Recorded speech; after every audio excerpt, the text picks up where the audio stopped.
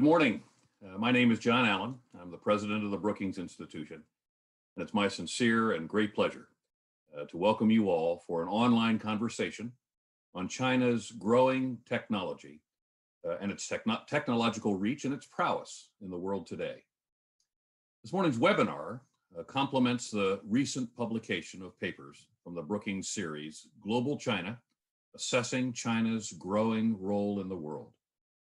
Indeed, it could not come at a timelier moment as our nation and the rest of the global community battle the COVID-19 pandemic, and as geopolitical landscapes are profoundly shaped as a result.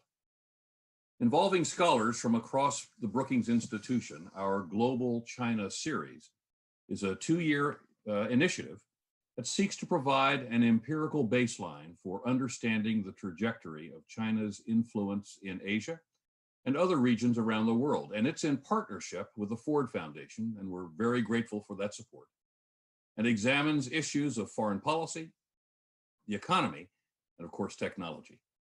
And on this issue, while the rise of China's technological edge has long been recognized, its significance is best underscored by today's ongoing global crisis.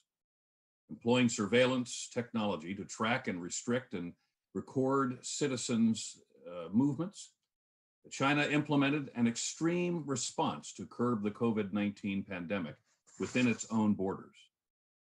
The country is also testing the use of both autonomous and 5G supported delivery systems to transport medical supplies and minimize person-to-person contact. As well, it has utilized its own production capabilities to create medical equipment called PPE, or personal protective equipment, for its own population. Indeed, it has sent these same products around the world in a gesture as so-called mask diplomacy, or COVID diplomacy, something no other country is doing at such a scale. Yet these actions also come at a cost. The use of surveillance technology alone raises serious questions of privacy. And furthermore, we must consider how China's intensifying technology competition will relate to the ever-increasing US-China tensions, also to the US alliance management challenges and our complex and shifting global supply chains and debates over economic and technology decoupling, and certainly the regulation of large technology firms. So to that end, today's event will consist of two panels, the first of which will address issues surrounding China's ambitions and progress in building out what we might call global technological infrastructure. And the second will address how we should understand the trajectory of US-China technology competition.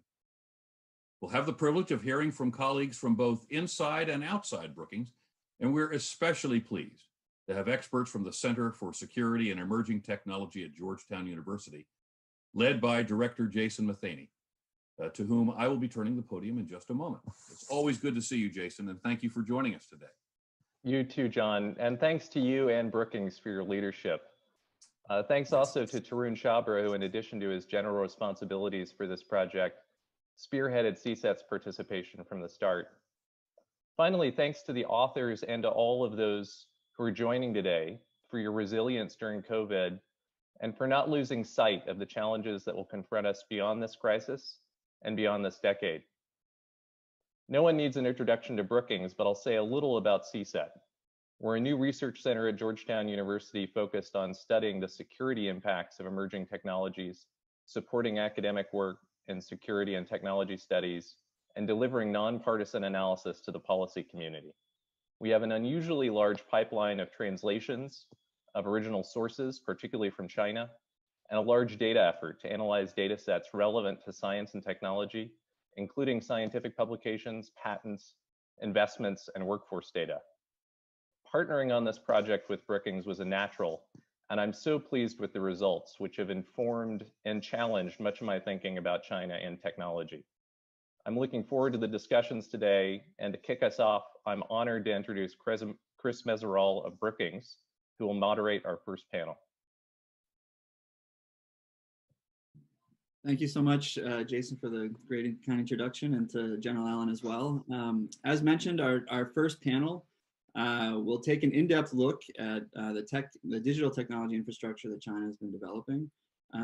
And to do that with this panel, we're fortunate to have with us today 5 esteemed scholars and colleagues on technology in China.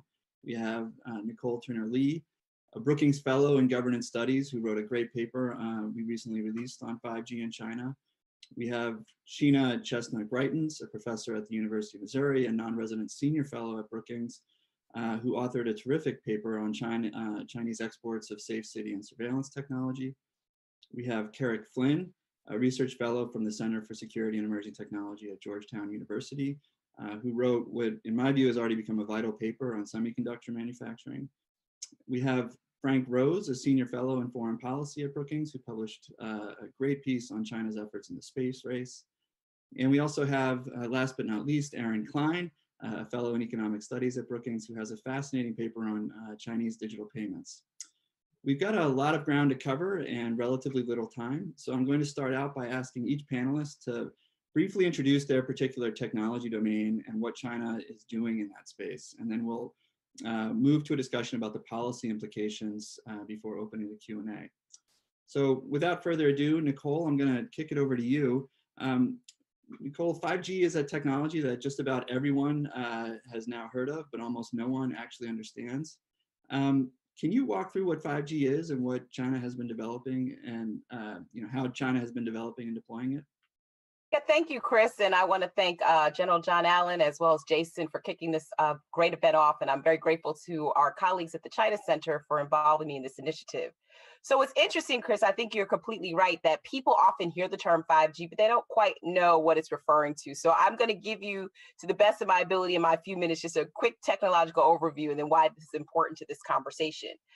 I think compared to 4G LTE, which is probably the G that most of us are actually using right now, the promise of 5G is pretty exciting because of the fact that it has peak download speeds as high as 20 gigabits per second and lower latency, which is particularly important at this time, not to bring in the COVID-19 pandemic, but this movement towards remote medicine is going to require the type of latency that does not disrupt the connection between individuals or between enterprise-based software. That will be pretty important, particularly as we see more remote access in agriculture or more enablement of the Internet of Things. And so I share that because, as my friend Tom Wheeler would say, we talk about the 5G networks as hardware, but in this particular case, there's a software element to it, which I think also has some cybersecurity concerns, which is really at the root of my paper. We as a country here in the United States actually took on 4G LTE, and out of that came the digital sharing economy, the Facebooks of the world, the Google. When we look at the ride sharing economy of Uber and Lyft, for example, those were all enabled through the ability to have higher and faster bandwidth that enabled us to use our smartphone devices to really engage in these very rudimentary functions that have now become part of a way of life. And if we look at the period that we're in now, having access is even more important. So how does that relate to China? In this, what I call a race or competition to 5G, and I have gotten some feedback, well, maybe it's not a race, maybe it's more like a sprint, maybe it's more like a marathon, or heck, maybe it's a competition. The bottom line is whoever actually gets there first is going to demonstrate global leadership. And when I say global leadership in the paper, I'm really referring to the fact that China has actually done a couple things, Chris, and then I'll wrap up. They've been able to release the type of multi-band spectrum that will actually, equip these devices to do some really neat things. Whereas in the United States, we've been spectrum stuck. As Roger Etner would say, we have a spectrum imbalance, and that's sort of forcing us to throw out as much government-based spectrum and reallocate that to commercial purposes based on consumer demand. The second thing that we have a problem with is a global supply chain, and I'm very enlightened by General Allen's comments about PPE. The same challenges that we have of PPE is the same challenges we're going to have when we realize that we really have little competition within the United States and less cooperation with European countries when it comes to 5G equipment. And I would say lastly, as we look at why this is important, whoever gets there first has, I think, the biggest advantage, and that is standard setting. And so, Chris, I'm one of those people who's been watching this debate, and I'm one of those people that's always advocating for the people when it comes to availability of networks to be able to do really cool things. But the challenge I see with China, and I'll wrap up here, is whoever gets to this race to 5G at the end will essentially be the global leader when it comes to standards, security, device interoperability, and other functions that I think are at the heart of this network that we're actually, predicting known and unknown innovations, right, of the future. So I think it's just really important for us to actually put that in perspective. And I'm really happy to be amongst people where we can actually talk about this in ways that lend itself towards either some global cooperation or some understanding, right, of how important it is to drive the force of these new technologies that are essentially disrupting legacy models as well as creating new and emerging platforms for development. Yeah, I'm glad you brought up the idea of this, not necessarily being a race, but maybe a marathon. How do you see that playing out going forward in the next, few years? I mean, there's one kind of 10 to 20 year cycle where it's more of a marathon, and then there's one in the next few years when 5G is rolled out. Is that something that the U.S. is involved in right now, or Yeah, I mean, is it really kind of something that's being led by China at the moment? It's so funny. I think, if I were to look at the US and China on this, I would say that now the marathon of the US in terms of, updating outdated policies or figuring out what types of spectrum bands could be available and made available quickly to market, right? I think we're actually getting this. If you actually look at the trade, every day new spectrum is being auctioned by the Federal Communications Commission. So I personally think as we look at this as a race or a marathon, the key thing is the United States cannot just catch up, right? We have to continue to exercise, I think, the global leadership that we've exercised when it comes to 4G LTE technologies. Europe pretty much defined the standard when it came to 3G. The United States stepped in and did 4G. And what's more imperative, Chris, to your question, is on the brink of this is AI. So this extent to which both countries are actually embracing AI technologies and have the platforms that are ready to support things like augmented and virtual reality, that will be at the crux of this. And that's why I think actually the United States is, may not be winning more so on the infrastructure side of it, but we definitely are engineering in terms of our research and development. These are American companies that are at the forefront of self-driving vehicles and AR and VR. So I think going forward, to your point, for me, the geopolitical battle is standard setting. When you get down to it, whoever actually defines what that network, how it's configured, what the safety and security measures around that is essentially, and I know in our work together, these national security concerns are real. And they also drive market competition on the back end, right? Because whoever gets there first will basically define the infrastructure and configuration of that network. So I always say to people, not to stop here, particularly in my area of domestic policy, let's figure out how to do something that's calibrated. And I actually suggest that if you haven't read the report, I suggest like a really simple 3-point plan, because I don't think the United States wants a nationalized 5G network like China. I mean, we're not China, right? But what we do need is we need some coherency around what we're actually doing from a public policy front. And we need some more technical coordination so we don't have what Edna has called the spectrum imbalance. So we can at least be in the stage where we're still on the field versus sitting on the sidelines trying to figure out how to catch up. No, it's a great point. I really appreciate the point about standards in particular, which I think we're going to come back to frequently throughout this discussion. Before we kind of turn to standards, which I think touches all of the different layers of infrastructure that we're talking about, I do want to continue with some of the level setting on what these technologies are. So I'm going to turn it over now to Aaron Klein to talk a little bit more about digital payments.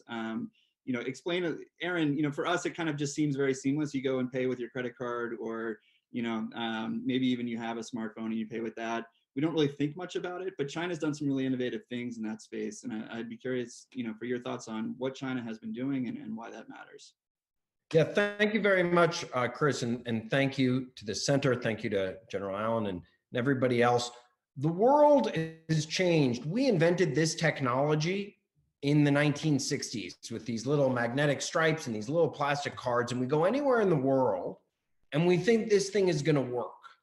And in point of fact, when this thing actually, when you get down to it, right, this isn't Visa, this isn't Southwest, you have to go all the way to the back. And you find that there's a bank behind it. This one happens to be Chase. This bank we know of as American Express.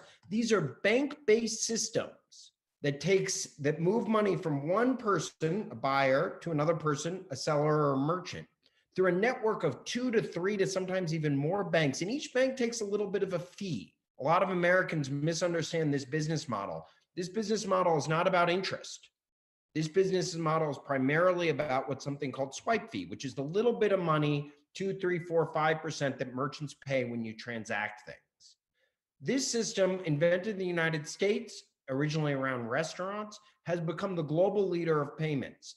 And when you control the payment network, you control a lot of other things. And this has also become core and integral to bank profit models. This is one of the main stools of banking. Well, enter China.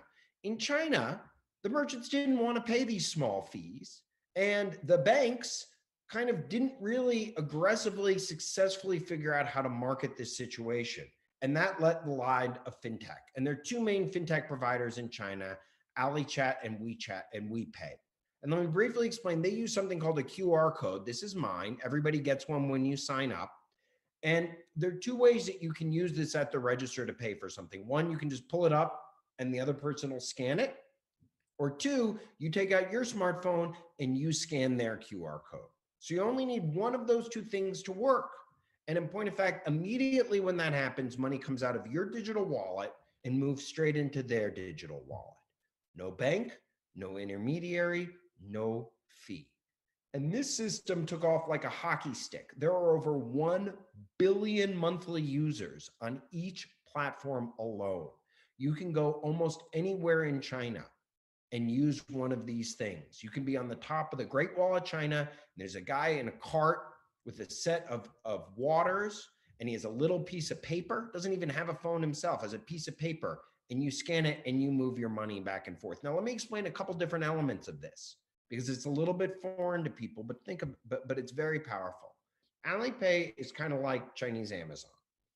And when you put money in this wallet and you transact between businesses, there becomes a giant incentive to leave money on this platform, because there's a very small fee charged sometimes to the user to download the money back to your bank account.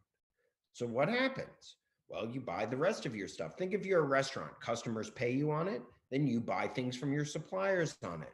The more you use, the higher your ranking goes on your profile. Ask yourselves, if 10% of your salary was deposited directly into Amazon, would you spend it? What type of competitive features or values would that provide to people selling on this platform versus not? The second element, WeChat Pay. WeChat is kind of like Chinese Facebook combined with a set of messaging situations. And again, think about if Facebook knew every business that you bought from, and think about if every business on Facebook knew every other business that you bought from. The value of monetizing that data becomes incredibly important to that platform.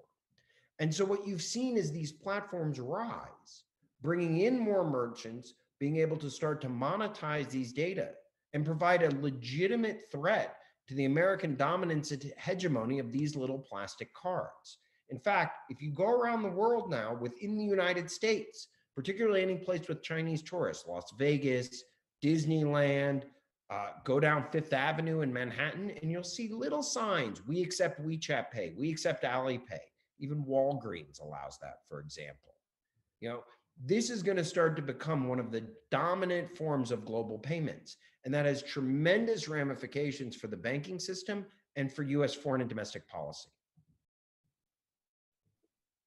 Thanks, Aaron. That was a great kind of primer on what these technologies are. Can you speak, I'm going to come back to you a little bit more on some of the policy angles, but before we do so, can you just speak a little bit more about what's at stake for the US if we lose that kind of, right now, kind of American credit cards and American digital payments tend to be, or at least Western forms of digital payments tend to kind of be the dominant means of transacting around the world. And it sounds like, from what you said, some of these Chinese digital payment systems are now spreading outside of China. What's at stake for the US and our allies with that? Well, number one, this is a large business. I mean, these are hundreds of billions of dollars a year in payments and in data flow. Number two, there's this potential ability of all that data. Think about all that data that's getting put out, right? When people have to move into a different segment or a different platform, if it gets adopted by American consumers, which I think is unlikely, but if it gets adopted more globally in the third world, then all of that data and information goes to China. Lastly, the US has increasingly been using the payment system as a means of foreign policy. You anger America, we threaten to cut off your access. Remember, Mnuchin made a comment recently towards Iraq about an Air Force base. Well, maybe we'll cut you out of the US payment system. If you're a country, you have to be able to process these cards in order to have your economy work. and because these processing essentially go through US systems, that gives us tremendous use. It gives us use in sanctions, money laundering, but also as a tool of foreign policy. We're not too far ago. I'm old enough to remember something called traveler's checks. I'm also old enough to remember when both parties thought Russia was an enemy. And in that process, at one point, we leaned on Visa as a way to counteract some of what Russia was doing by threatening to take them off of the payment system. Think about what type of disruption that would be. Now imagine if China's offering an alternative. There'd be zero disruption. All you have to do is sign up for an Alipay account. And then think about how that information is going to hook onto what their platform to do business. Is the future of business globally, in the third world and developing countries, in China's sphere of influence, is that going to be Alipay or Amazon? That payment system provides a tremendous incentive and network to tip those scales.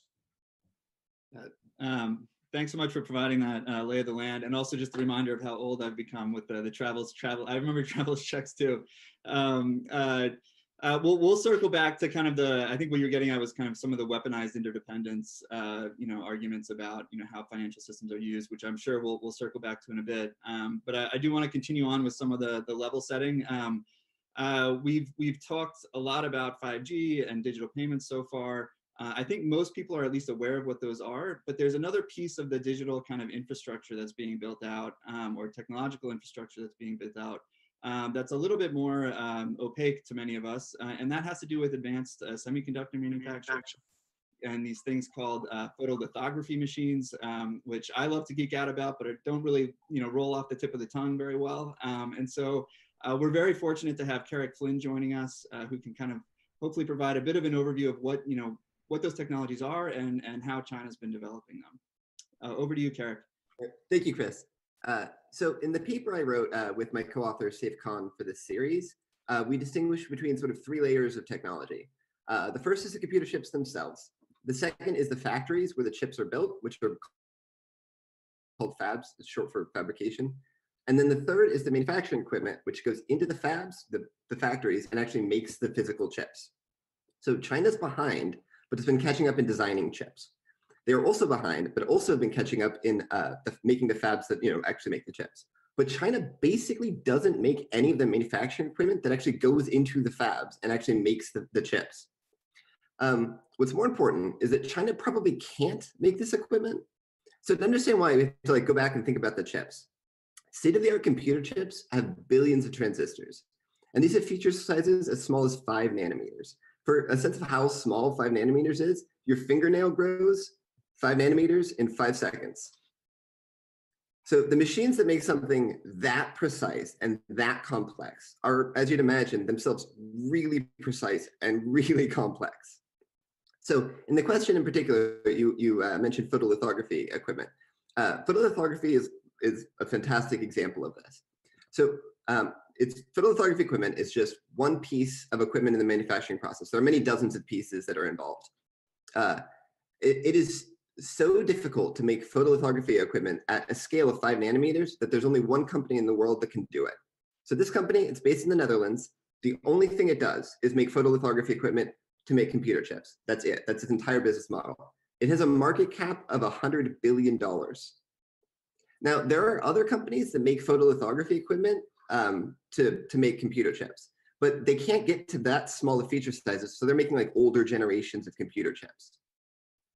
Now, these other companies have as much relevant expertise as you could possibly have. If they could break into the market for the state-of-the-art machines, they absolutely would. There's an enormous amount of money in it.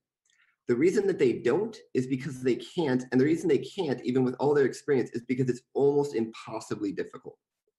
Now, China has basically no existing industry or experience with this at all.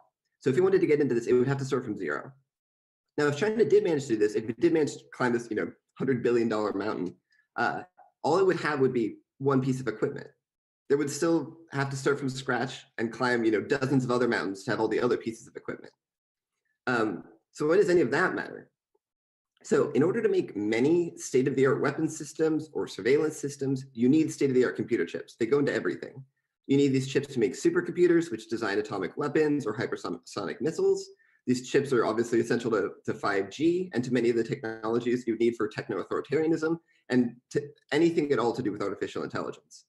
Now, if China can't make its own state-of-the-art chips, it'll have to import its chips from us. And that means there's an opportunity to use targeted export controls to deprive the Chinese state and other potentially bad actors from using these chips and developing these technologies. And this could have quite an effect in terms of, for example, the AI arms race everyone talks about. Now, we already use a lot of targeted export controls on chips to China. This is like a known avenue.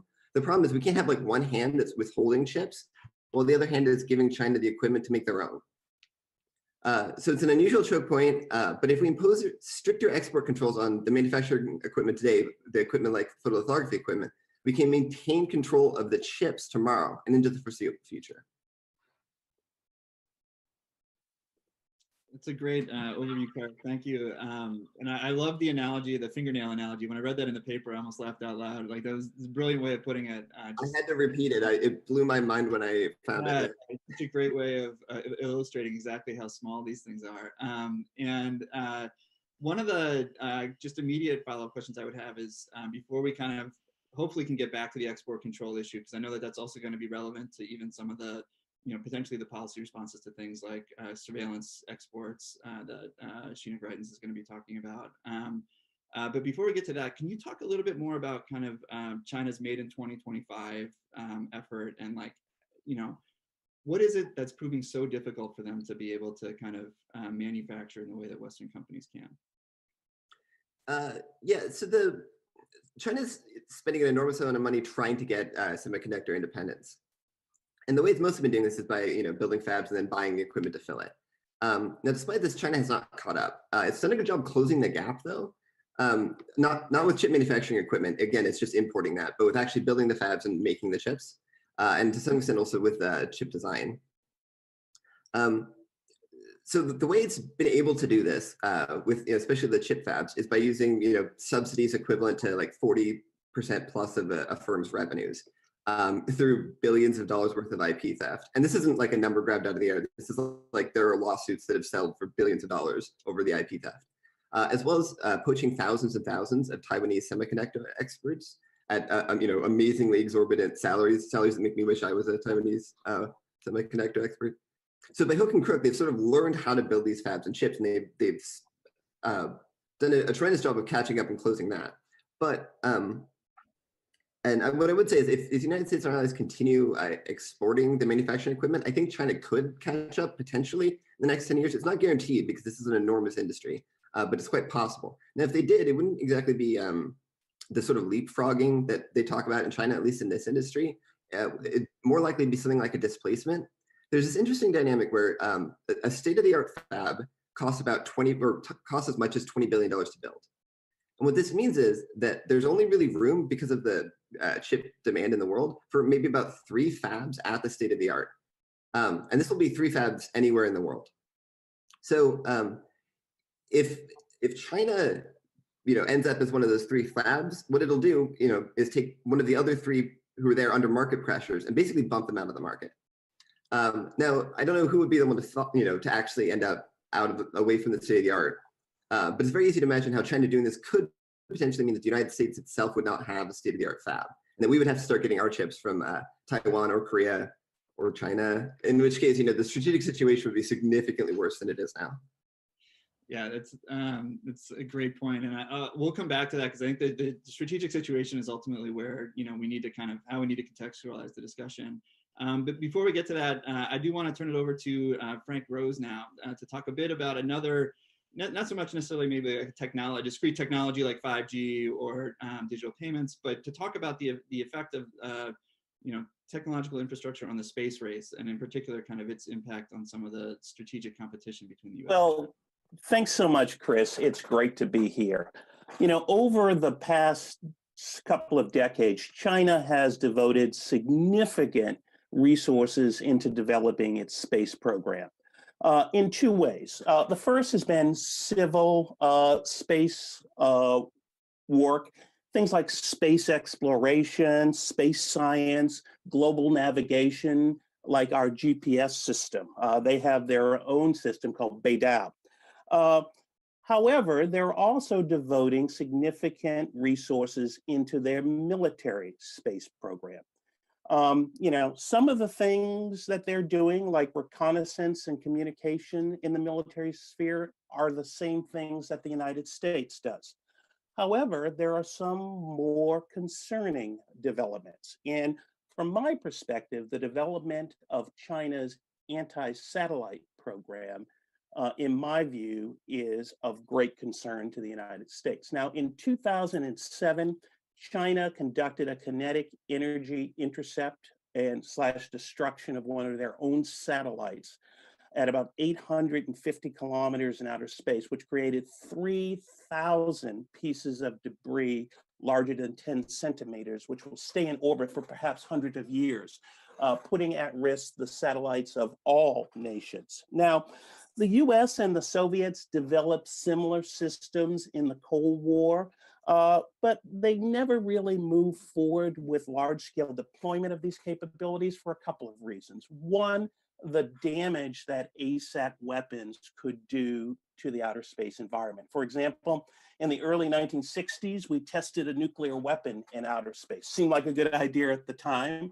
but we damaged and destroyed a number of our own satellites and other countries' satellites. And secondly, there was a strong link between nuclear deterrence and space systems. You didn't want to attack someone else's other satellite because they use that for nuclear command and control and early warning. So at the end of the Cold War, development of ASAT systems essentially stopped for a variety of reasons. The politics, Russia didn't have the money to pursue them, et cetera, et cetera. But that changed again in 2007, as I mentioned a little bit earlier, when China conducted an ASAT test against one of its own satellites. The question is, why did China do that, given the potential damage that ASAT weapons could do to the space environment? Very simple. The Chinese have been watching how the United States and its allies fight wars since the early 1990s. And what they have determined is that outer space is critical to how the US projects power globally. The United States uses space assets to detect, track, and target potential adversaries. Therefore, these ASAT weapons are designed to negate that US superiority or asymmetric advantage. And as long as the United States and its allies are dependent on space systems to project power, China is going to continue to invest large amounts of resources in these anti-satellite capabilities.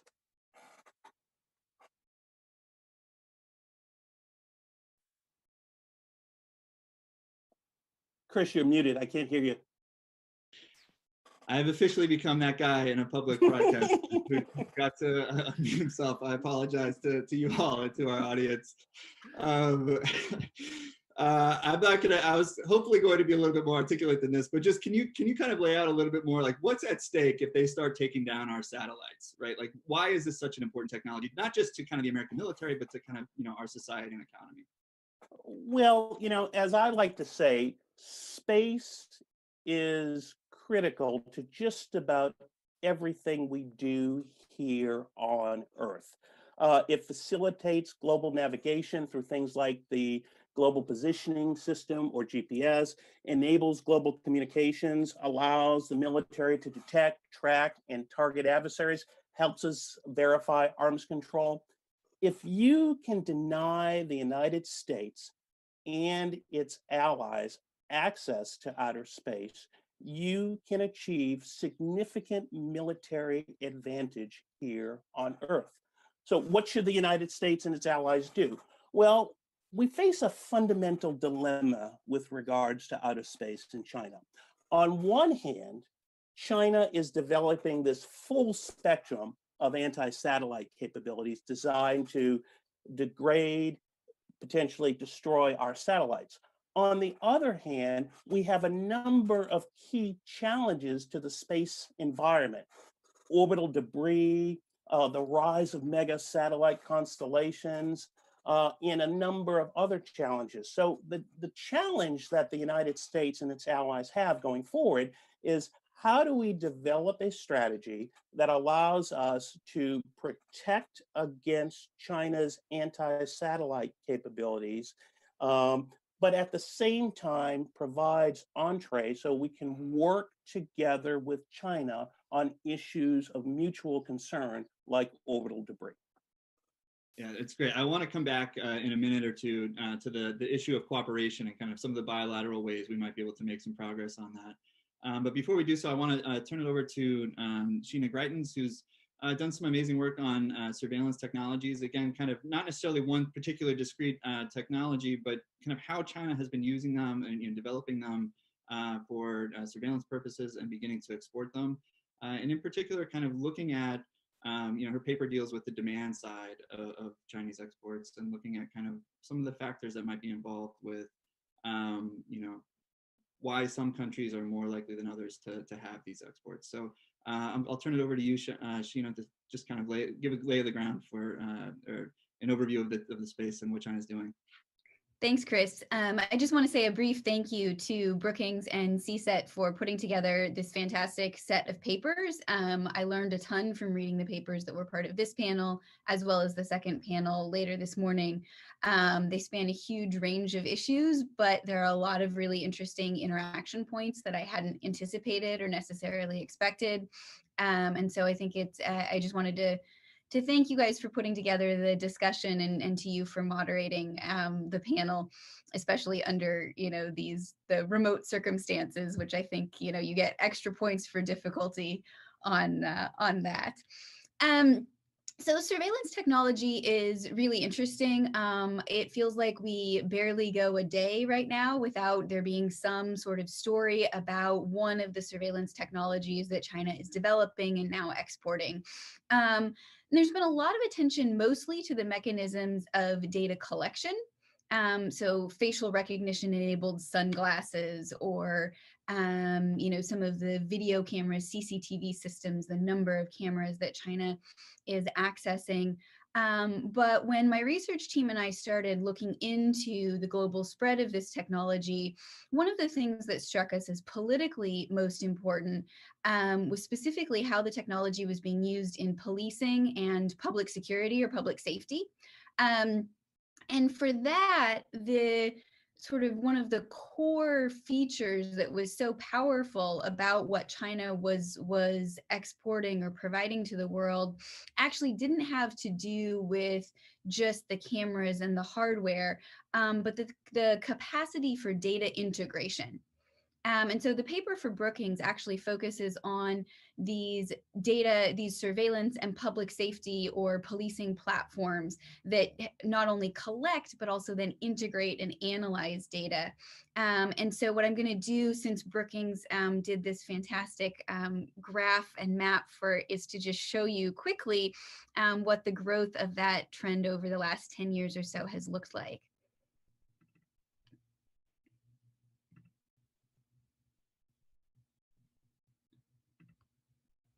Okay, so what you're looking at here is the growth in these platforms over time. And so when I say platforms, I'm not just talking about Hikvision selling cameras, even if those cameras are enabled with facial recognition. These are all countries that in some city or some state, the number of countries that have adopted this sort of platform that does not only the data collection, but the data integration, and then turns around and uses it for policing and public security, and sometimes outright political repression. And so you can see here an almost exponential growth over time. We're looking at, potentially around half the countries in the international system now have some place in the country that's adopted this technology, typically in one of the major cities. And here's the map of where those countries are distributed across the globe. And so you can see from 2008, the Beijing Olympics being a major demonstration point or kickoff of the start of this technology, to the end of last year, we cut off the data collection in December for this map. These are all the places where this technology is in use. So if you travel to one of these countries, you may well be captured or monitored by one of these systems. And so what's really interesting about this is that, a lot of these stories and media reporting have focused on how this is changing life within China. But I think there are a lot of implications, and this is really now no longer a question about Chinese domestic technology and domestic surveillance, but what happens when you export that technology to a huge range of political systems around the world. And I'll add just briefly, you can see by looking here, this is not just other non-democracies, but a good number of democracies as well have at least experimented with or piloted these systems in a major city. So this is really something that has come from China, but is having implications for urban governance all over the world today.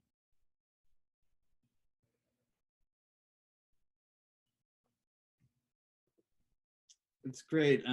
Thank you, China. And I, just looking at your map, I think one of the things that's really just striking is, that point that you made about how this isn't really just about, a technology that China is developing domestically, but it's really, it's got a lot of global implications as it's being rolled out.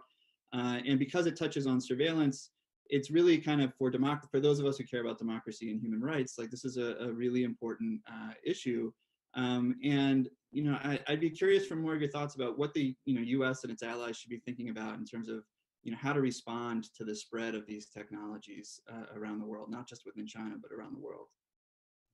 Sure, it's a great question, and I'll add that I think that this is something we're going to be grappling with for a long time. As I was finalizing the paper, I was watching the unfolding debate about COVID-19 and surveillance, and the use of some of these tools being ramped up in places like South Korea and Taiwan, which have had, a relative amount of success in managing their COVID-19 outbreaks. So I'll also say that I think we're just beginning to think through the implications, but I would group the implications that we might care about in this conversation into three main sort of baskets or categories. One is these issues of data privacy and data security. There's an ongoing debate. The US government says that Huawei, for example, which is the major provider of these safe city type platforms, that data has a special unique technical backdoor where it's accessible to Chinese law enforcement. And so data security and data privacy, I think, are real issues. We've seen places like Malta and the Philippines, when there is pushback on how the data is owned, protected, and managed, say, no, the data is all being kept domestically. It's subject to our laws, our privacy regulations. But we actually don't know in the vast majority of cases what the technical or the legal infrastructure governing data privacy and data security really looks like. And that's going to be an emerging discussion, again, that I think is going to be going for a long time. The second issue has to do with, the factor that you mentioned, wanting to contextualize this discussion, which is, what if this technology becomes widely used for urban governance globally, then how does that change the role of technology in US-China strategic competition? In some cases, Chinese development assistance is being used to help finance some of these projects. And one of the things that we find is that countries that have a sort of formal partnership with China, according to the very nice ranked list the Ministry of Foreign Affairs gives us, that is actually a pretty good predictor of the adoption of this technology. So there's a correlation between the spread of the technology and China's global strategic priorities, which suggests to me that this particular type of technology is linked to global strategic competition or Chinese global strategy, kind of however you want to frame that. I'm happy to come back to that later, but I'm mindful that we have limited time, and I want to just briefly mention the third issue, which is the one that you began your question with, about the potential for this technology to contribute to democratic backsliding in human rights. I'm actually doing a project now to look at what happens to human rights and the quality of democracy when this technology is introduced. And we don't have a very good sense of the answer right now. There's a lot of concern. This technology isn't very well regulated. There was a great piece by Mira Rapp-Hooper and Sam Sachs in Foreign Affairs recently talking about how the political frameworks for regulating technology have lagged behind the experimentation with technology itself. And I think that's particularly true right now with the COVID-19 discussions and policy experimentation that we're seeing as everybody tries to get a handle on how to deal with the virus.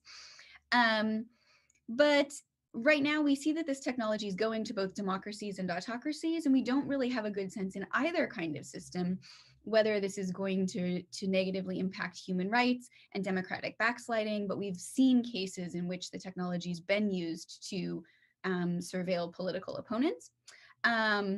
On the other hand, the countries that adopt this technology frequently talk about how helpful it is or how helpful they believe it will be in terms of improving public safety, attracting investment, boosting economic growth, because crime is such a drag on investment and economic productivity. And so there are some potentially cross-cutting effects on public safety, democracy, and human rights. And so I think it's really important going forward that US policy tries to get a handle on some of these questions so that we can have the right conversations, both in international forums and with individual countries, about why this technology is appealing and what the alternatives might be that are more compatible with democracy and civil liberties and human rights. Yeah, I want to pick up on that kind of last thread. And I think one of the things, you touched on in your paper and have touched on elsewhere has to do with kind of standards bodies and the role of some of these technologies. I know we talked about that earlier, and I'm going to get back to Nicole in a minute on that. But is the US, are there standards bodies involved with some of these technologies like facial recognition? And if so, is the US kind of invested in those conversations, or is China more invested in them? Is that an area where we can potentially kind of push back on the use of surveillance technology for non-democratic purposes? What's your take or sense on that? Yeah, so I was really interested to hear Dr. Turner-Lee's comment about the importance of standard setting, because this is an area where I see China exercising a fair amount of what was quiet and is increasingly being scrutinized global leadership. So China has domestic bodies that look at what their standards are going to be, and then they have been fairly coordinated and fairly assertive, I would say, about trying to promote those standards in international forums like the UN's ITU. And so one of the things that the paper notes is that right now, the ITU has gotten almost all of its proposals for global standards for safe city type technology and the use of facial recognition technology from Chinese tech companies. So we do have Chinese tech companies writing the global rules. About half of the standards that they've proposed have been adopted by the UN as the global standard. So that's really important. And one of the things that I think we need to be talking about, and the paper calls for, is for the United States to have a comprehensive strategy about standard setting. And I think that's particularly important in an area like surveillance technology, but I'm biased, it's what I work on. But this is really important for how we think about the use of police power, the use of the state's monopoly on violence, right? These things that really affect citizens' lives in both democracies and autocracies. And so I think it's really important that the United States have a comprehensive strategy, unless we want Chinese tech companies writing the global rules for how facial recognition is used in policing. The United States needs to figure out what it wants the alternatives to look like, and then to work with like-minded countries, because there are plenty of them, to promulgate a set of standards that we believe are fully compatible with civil liberties and human rights. And I think that's pretty urgently needed right now. I'm going to go out on a limb and say that you might not be too biased in thinking that maybe the U.S. and its allies probably don't want the Xi regime writing the rules of the road globally for facial recognition tech. Thank you for that kind of great comprehensive answer. Dr. Turner-Lee, I want to turn it over to you in the kind of 5G space. Dr. Greitens just kind of laid out again kind of some of she mentioned the ITU and some other standard setting bodies. How does standards come into the conversation around 5G? It's so interesting listening to Sheena's great presentation. Sorry, guys, right? It's like the two ladies here. I was really intrigued by that map, because what actually happens in that map, it sort of demonstrates where we actually might be headed on the 5G space in terms of these dual ecosystems, right? And in 5G, we have this other political concern, which is around the use of Huawei equipment, right? Which is actually making it more difficult to navigate through, I think, what was suggested in that previous presentation, the national security concerns around the network. Where are the vulnerable points? And we're seeing our allies not necessarily coming on board with the complete ban that we've actually put in the US, but we also risk in the US through this alienation, exactly what Sheena's talking about, where Asian companies or Chinese telecoms are making their own standards while we're going through this process. And we're sort of fighting, another part of the battle with regards to the exclusion from our networks. And so I think going forward, that is like the biggest question that we have right now, Chris. I mean, when the Trump administration sort of moved to full out ban ZTE and Huawei, what we actually saw was no actual response to this. And as a result, US companies who have a lot of embedded equipment from Chinese telecoms, within their existing networks, it became more difficult for us to navigate. And in a case, like I suggested with 5G, where you're on a time clock, you're not only talking about the spectrum, but you're talking about the propagation of small wireless cells, right? Antenna to make the propagation work right in terms of densification. You're also talking about the applications and the R&D. You're talking about the safety and security concerns. And so again, going back to the prior conversation, and if we don't get wraps on what that looks like, we'll essentially see a 5G network that is primarily Europe and the US on one hand, and maybe Africa and China on the other hand, in terms of the way we've actually split that marketplace. And so, we're working on, I think there are mobile standards that are pretty much internationally recognized, but places like the ITU and the fact that China is also developing its own set of standard bodies when it comes to their technology. One thing on that, Chris, we're behind. And I can't say it enough to US legislators when we think about this. We're doing really great stuff in the now, but China has been experimenting on mid-band spectrum before we even thought about it. And so I think just having that ability to be ahead of the game is also going to influence their ability to drive not just the standards, but the diffusion of the technology within networks. And that should be disconcerting to companies where they will be told by the US that they cannot do business there, even though there are other European companies that we can. Just recently, Nokia and Ericsson came before Congress to sort of bid their case. But how do you manage that while standards are being developed? And that is the biggest question, I think, for 5G infrastructure today, that the conversations of US domestic policy were relevant, but now this global race is even more important as we go forward. Yeah, I couldn't agree more with that.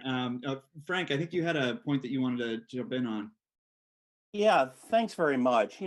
Listening to all the other panelists, the one theme that kind of brings all of these papers together is that the US-China competition is essentially about who will control the global information technology infrastructure and standards. And this point brings to mind the, quote, heartland theory put forward by British geographer and strategist Halford Mackinder in the early 20th century. Mackinder argued in his theory, whoever controlled Eurasia or the heartland would control the world. I think an argument can be made that in the 21st century, whoever controls the information infrastructure will dominate the world. Wow, it's a pretty bold claim. I mean, so it sounds like you're saying the great game has shifted from Central Asia to the tech sector writ large.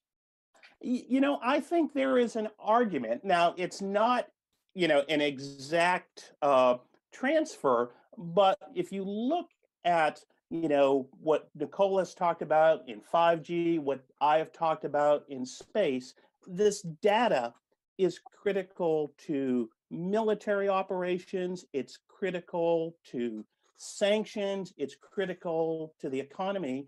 If you can put yourself in a way to control the commanding heights, that will make you the dominant global power. Something to think about. Maybe there's a paper in there.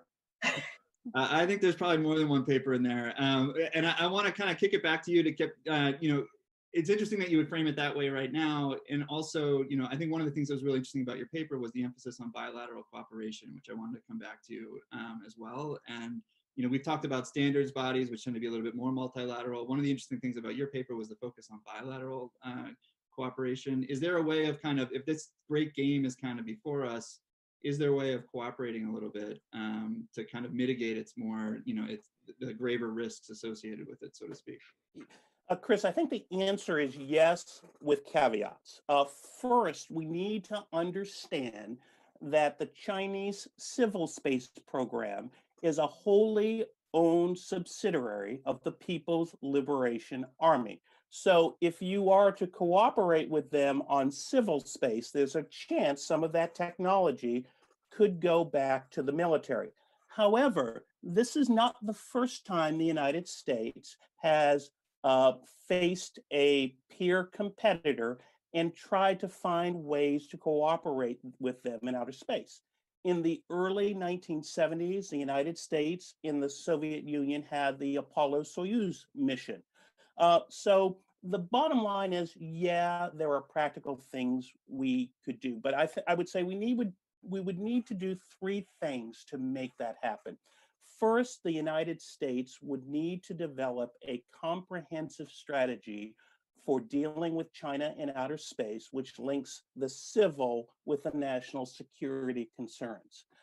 Secondly, we would need to get relief from Congress, which currently has some pretty severe restrictions on our ability to cooperate with China in the civil space area. And third, we'd have to identify some useful, practical projects. One idea that Charlie Bolden, the former head of NASA, put out there was inviting China to join the International Space Station. But the bottom line is, I think there are some practical things that we can find to work with China on in civil space, but we're going to have to make that part of a comprehensive strategy. I love the point about the comprehensive strategy, and I want to kind of, because one other, we need to have a comprehensive strategy that encompasses kind of bilateral efforts and also multilateral efforts on, things like facial recognition technology or 5G, but there's also kind of a strategy. I want to come back to you, Carrick, on some of the hardware side of this. How would, in your view, how would export controls kind of fit into, because I think that's kind of, you're right, that's one of the key pieces of leverage we might have, when it comes to something like pushing back on China's use of these technologies for human rights abuses, things like that. How do, in your view, export controls kind of fit into any kind of comprehensive strategy for that? And, is it feasible in your view that we might be able to see, the US, Japan, Netherlands, et cetera, start to implement these? I think Netherlands has done some export controls already. Like, I'd love to get your feel for, where that's going in the future. Am I unmuted? Yes. To start with the last part of your question first, the Netherlands recently revoked the license to export the photolithography equipment I was discussing earlier, which I think was a huge step. And there are there's a Wassenaar Agreement, which is a multilateral export control arrangement, and on that there are pieces of semiconductor manufacturing equipment. The problem is that you can always just grant an exemption, and exemptions tend to be granted quite frequently. The sort of line in the sand you see on the Wassenaar Agreement is that you shouldn't be able to make feature sizes 45 nanometers or below. Now China's down as far as 14 nanometers and below because countries, including the US, just keeps giving them the equipment, just exemption. So there's an ability to tighten that. Now, the semiconductor manufacturing equipment industry, because of all the costs involved, is much like the state-of-the-art fab thing. It's extremely concentrated. So you really actually basically just need the cooperation of Japan, the US, and the Netherlands, and that's sufficient to do it.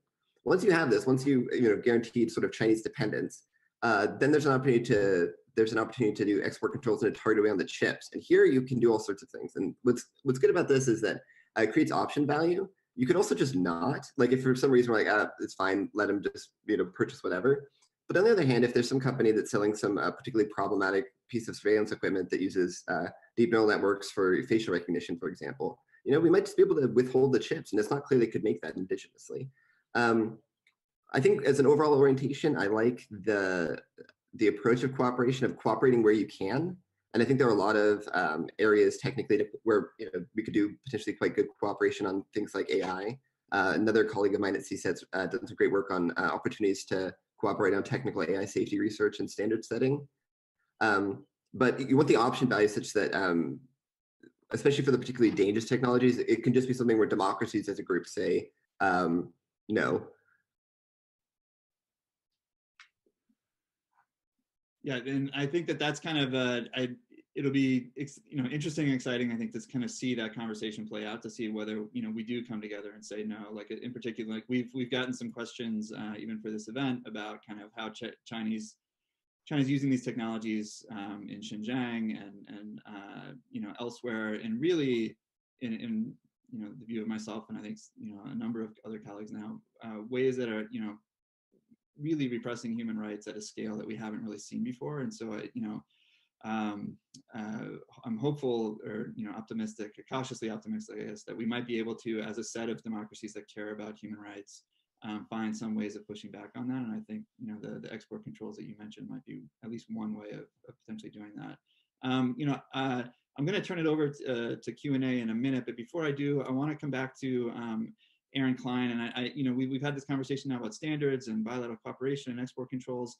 How aggressive should the U.S. and its allies be in the kind of digital payment space and trying to push back on the growth of Alibaba and other platforms as they're moving into that space internationally? Like if we tried to put in place kind of more aggressive efforts to contain that, would it work, or would it potentially kind of even accelerate China's efforts in that space? Well, look, it's not entirely clear to me when people talk about digital payments, what exactly they're referring to, right? I mean, most money is digitized. You see these billions and trillions of dollars moving around in this COVID space, and it's not as if there's some giant printing press running paper. But what COVID has shown is that America's payment system is woefully behind the rest of the world. I mean, Frank has been talking about the space race, right? We won the space race in the 1960s. We put a man on the moon and back. We did that faster using 1960s technology than we got a single person their COVID money today in 2020. Think about that. In 50 years, we can't move money from Uncle Sam to millions of people in a pandemic faster than we could with giant transistors sending a person in a rocket ship to space. Now, in China, they don't have these problems. In China, they have a flow of payments that can move much, much faster. And in the US, you can't stop the modernization of payments.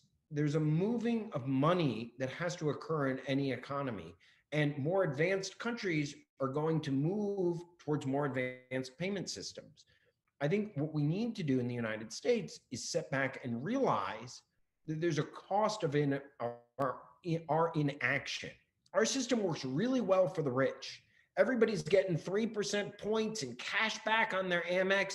And if you weren't one of the 20 million Americans who lost your job, you can wait a little bit for your COVID stimulus to check in. But one of our Brookings colleagues put out that 40% of mothers in her survey were too broke to get food for their children.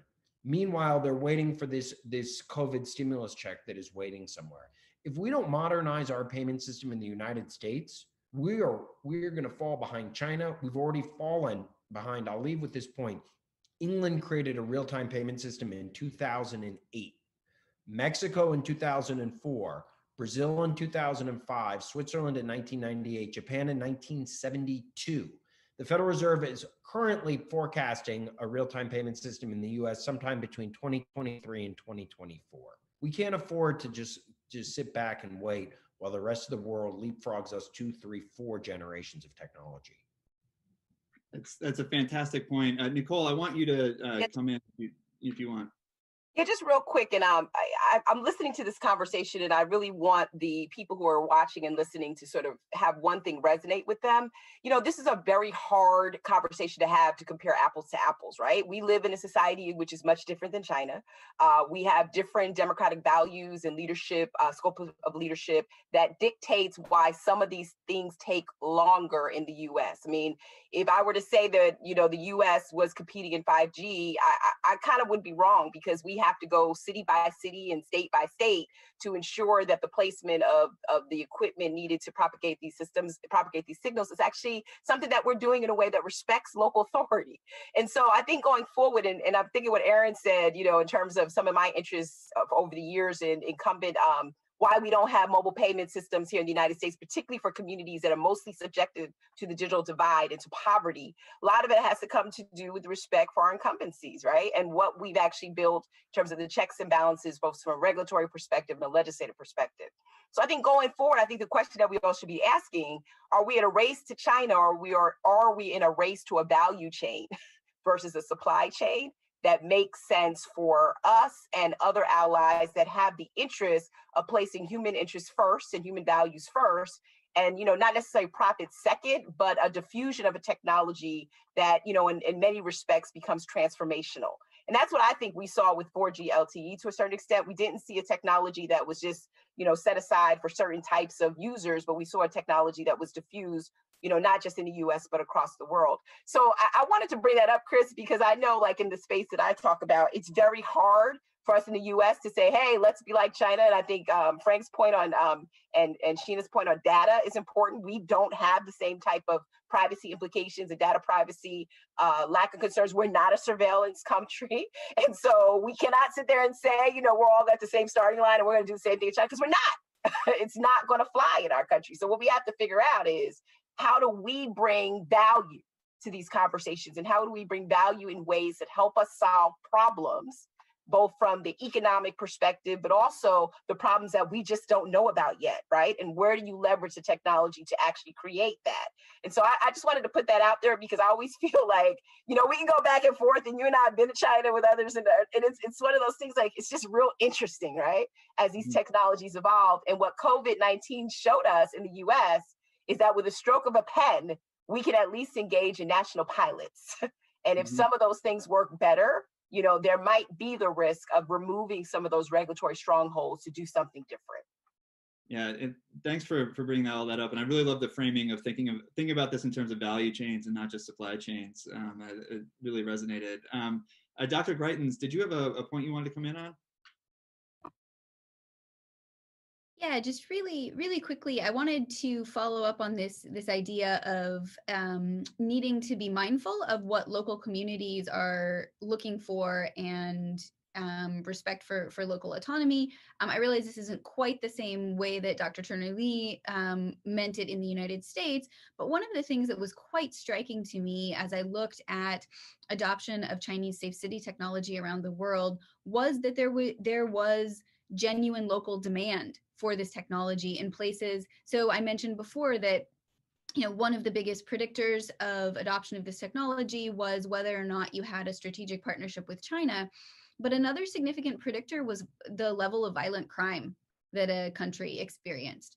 And many of the places that were adopting this technology, when they explained or justified that decision, and these are often subnational officials, they're often mayors, they're often state officials, so it's not always that different than the United States. The subnational politics and subnational variation becomes really important to communities and to leaders.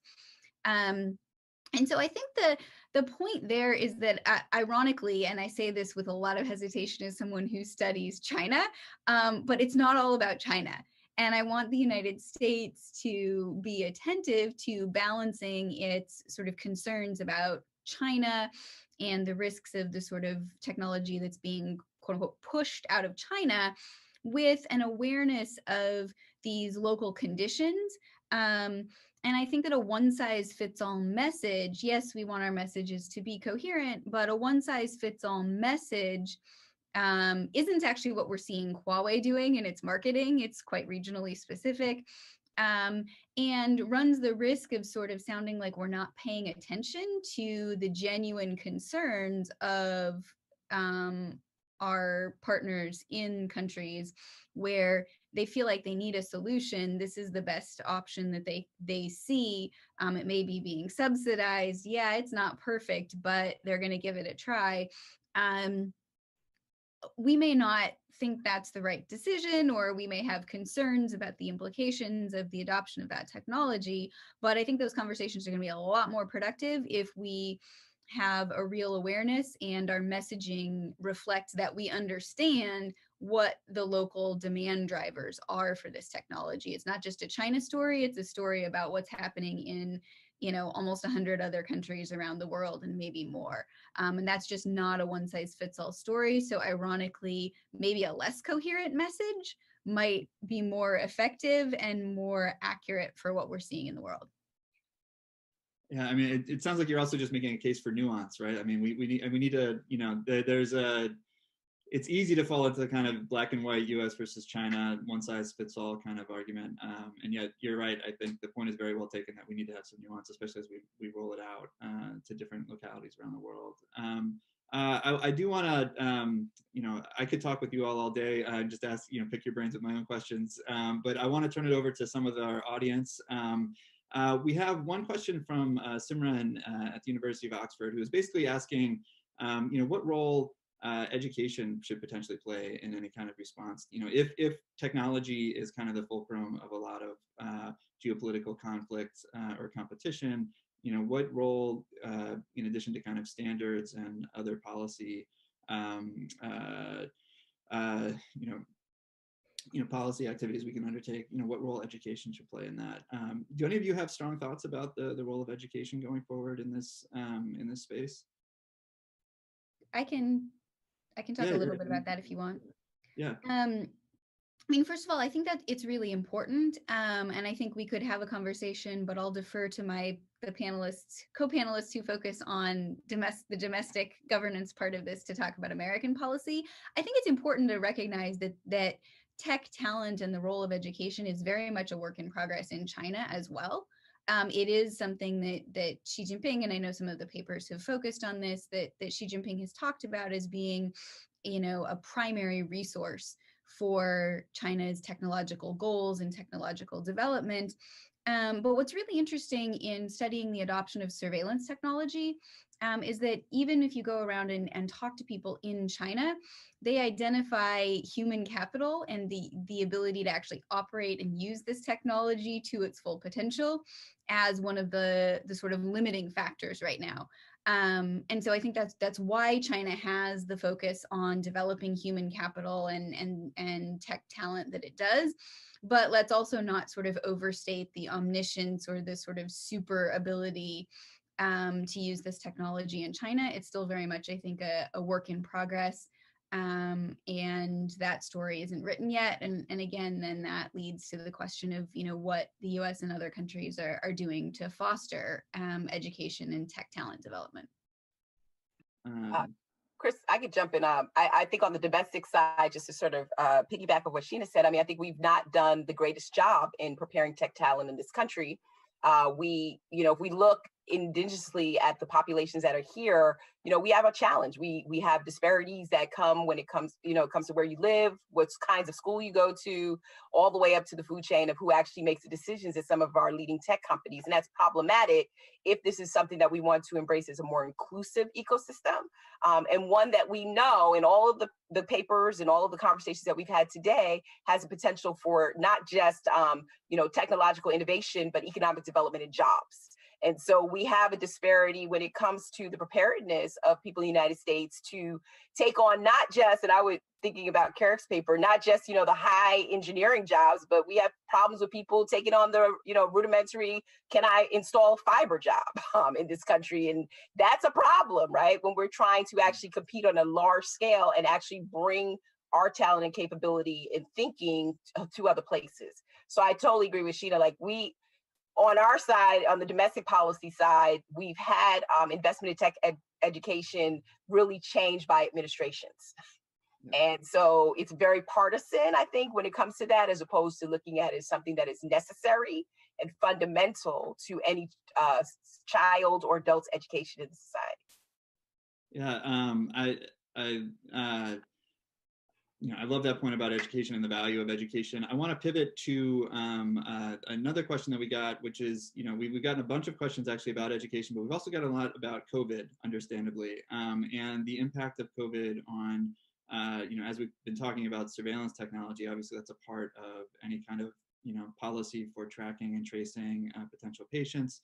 And we got one question in particular about thermoscanning and the use of kind of temperature checks, as individuals are going into stores and office places, et cetera, which Shayla, the person who asked the question, was concerned about the privacy implications of that. Do you have, either for that issue specifically or just kind of more broadly at a higher level, do you have concerns about the way that COVID is resetting kind of the global conversation around surveillance technologies writ large? Dr. Greitens? Yeah, sure. I think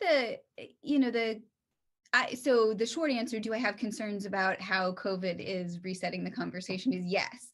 But I think it's going to be a more complex conversation than we might expect, in part because some of the places that used technology quite aggressively to tackle the COVID were not just, China, which has this massive surveillance project already, but places like South Korea and Taiwan. And South Korea has said specifically, okay, we're doing some things. These are going to be temporary measures. Here's the end. Here's when we're going to stop doing this. Here's when the data will be erased.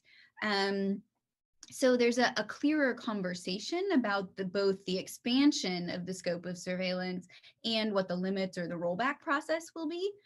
But that's really unusual. And every society or country is going to have to decide what its own set point is on how far it wants to go on surveillance, and then what kind of limits or rollback process it wants to put in place. So I hesitate to say that South Korea should be a model, because I don't want to suggest that means that these specific features or decisions or policies should be copied. But what I think is quite interesting is that there's been a more self-conscious conversation about what's the expansion, what are the limits, and then at what point will we roll it back.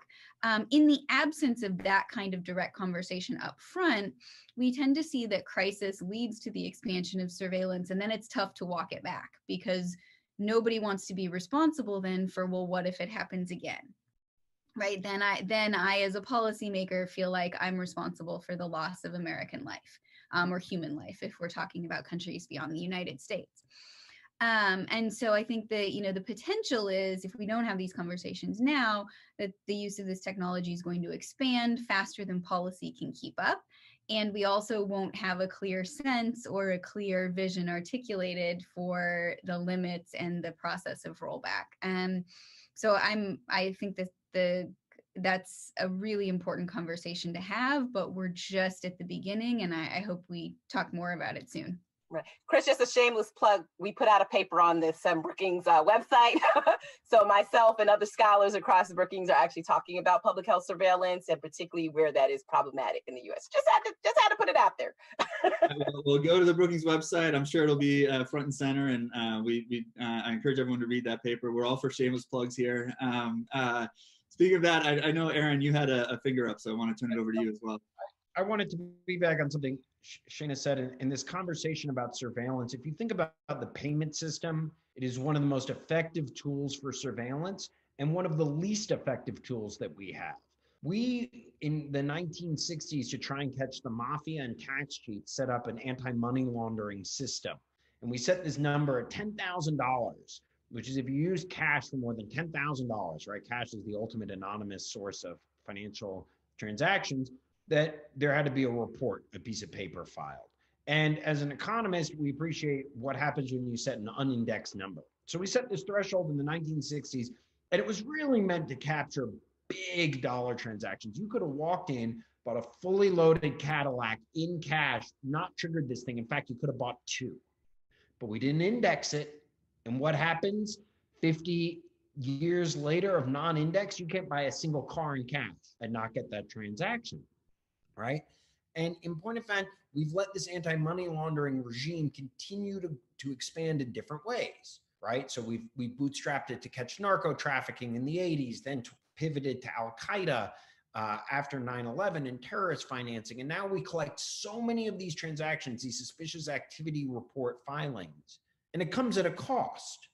And the cost is often borne by those who can least afford it. So when this PPP, this small business lending thing came out, and banks were tasked with giving essentially grants to all these small businesses, they were required to do all this anti-money laundering stuff on who they provided funds for.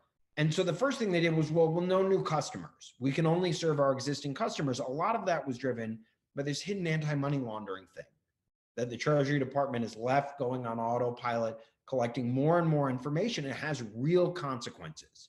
There were businesses in America that did not get PPP funding to deal with this COVID crisis because of an anti-money laundering regime situation. Now, does anybody think that we were trying to use COVID to recheck small businesses across America to see who was funneling money where they shouldn't? No. But these surveillance systems put in place get left on autopilot, and they have drastic ramifications when we least expect it, and often when we can least afford it. You know, I think it's probably a great place for us to wrap up in just terms of, you know, thinking about this as a marathon rather than a sprint. Like what we put in place now, especially in light of COVID, is really going to be with us for potentially decades to come. And I think it kind of underscores the importance of the conversation we just had around, you know, digital infrastructure, its use in surveillance, and its impact on some of the geopolitical issues that we discussed.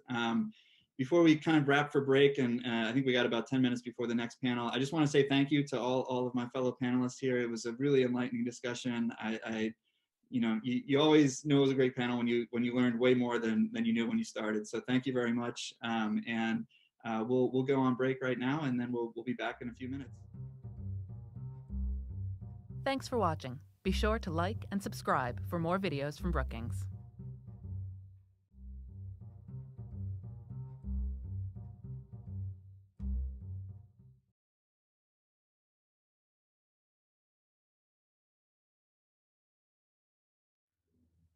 Good morning for those of you logging in from the United States, and welcome to everyone watching from around the world.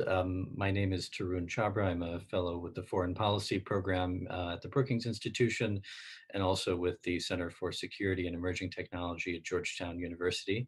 I'm delighted to welcome everyone to today's second panel of our webinar, part of our Global China Project. And today we're going to be talking about a series of papers that we've just published on China's technological reach around the world, following a terrific panel this morning moderated by my colleague Chris Meserole, where the focus was on a number of particular technologies, as well as the idea of global technological infrastructure and what China's ambitions and achievements have been to date in that.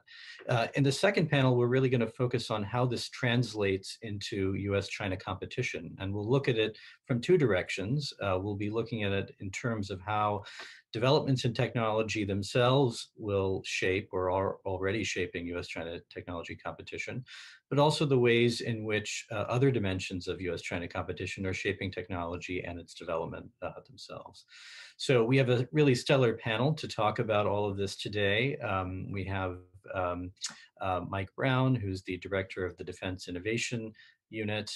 We have Elsa Kania, who is an adjunct senior fellow at the Center for a New American Security. We have Andrew Imbrie, my colleague at Georgetown Center for Security and Emerging Technology. We have Scott Moore, who's the director of the University of Pennsylvania's China program with Penn Global. And we have Tom Wheeler, who is a visiting fellow with the Governance Studies program at the Brookings Institution and the former chairman of the Federal Communications Commission. So thank you all very much for joining us today, and thank you for all of your contributions to our Global China Project. We're very appreciative of it. I think to kick us off, I'd like to turn to you, Mike, if we may. You have written a paper with colleagues Eric Tuning, who was the former Chief of Staff to Secretary of Defense Mattis, and Pav Singh, your colleague at the Defense Innovation Unit. You've written a paper about a superpower marathon as the way that we ought to be thinking about US-China technology competition. So I want to ask you just a very basic question kind of at the start of this, which is, what are the geopolitical intentions of China that are informing your view that this is really about a marathon? How should we understand those, and how do China's technology ambitions fit into that picture? So over to you, Mike.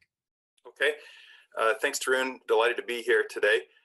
I think we can take Xi basically at face value in terms of his geopolitical intentions. He's made it pretty clear. Soon after he was elevated to his current role, he made a speech, which has now been translated. It basically says China's mission is not to join the world order that the US created after the Second World War, but to rival the US. And we've all become familiar with some of his terms in subsequent speeches about national rejuvenation. It's a time for China to be ascendant on the world stage, and Asia for Asians, which in my mind means he intends for China to be the hegemon for the Eastern Pacific and for Western Asia. That certainly includes territories he views as his own, Hong Kong, Taiwan, South China Sea, and certainly expanding beyond that with the Belt and Road Initiative. He clearly views, as does the rest of the Politburo, that science, technology, and innovation are key to growing the economy. China is already the world's second largest economy, and he very much subscribes to the view that it's the strong economy which will mean that China has its own national security. He's clearly stated that he wants China to catch up and surpass the US in technology. So I think we're well beyond the time when China is hiding its strength and biding its time. And I think we're in an era where he intends to make China great again, meaning restore China's position that he feels they've historically held for most of the last 5,000 years as being a key, if not the key, global power in the world of Asia and the Eastern Pacific. In terms of a containment strategy, which of course we successfully used in World War II, after World War II in the Cold War, it's too late for that. We began that strategy when the US, after the Second World War, had 75% of the world's GDP, and the Soviet Union was war-torn after the Second World War. So China's economic scale, already being the second largest economy with ambitions to overtake us and be the first, their integration in the world, being the largest trading partner to dozens of countries, their desire and ability to manipulate world institutions for their own advantage, well outlined in their China Standards 2035 project, a follow-on to Made in China 2025, and the fact that we don't have sufficient consensus among allies about what to do in a global China strategy among our allies means that it's too late for containment. So we're not going to be successful deploying that same strategy with China.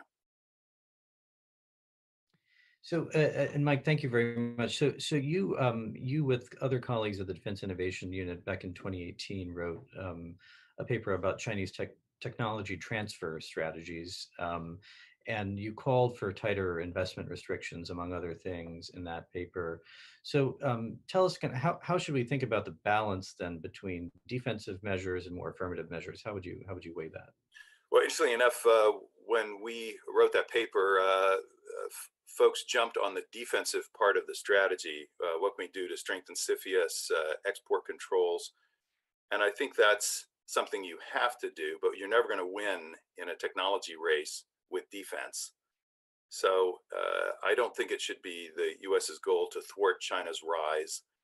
Our goal needs to be to make the US the most productive, innovative, competitive economic power in the globe, and to enable our own growth. So if you think about the balance, the far more important strategy is what can we do to invest in ourselves in the US. Certainly that investment means we need to do more basic research. That's certainly what government and academia need to do. That's been a proven strategy. That is something from the Cold War that we can take forward and use again.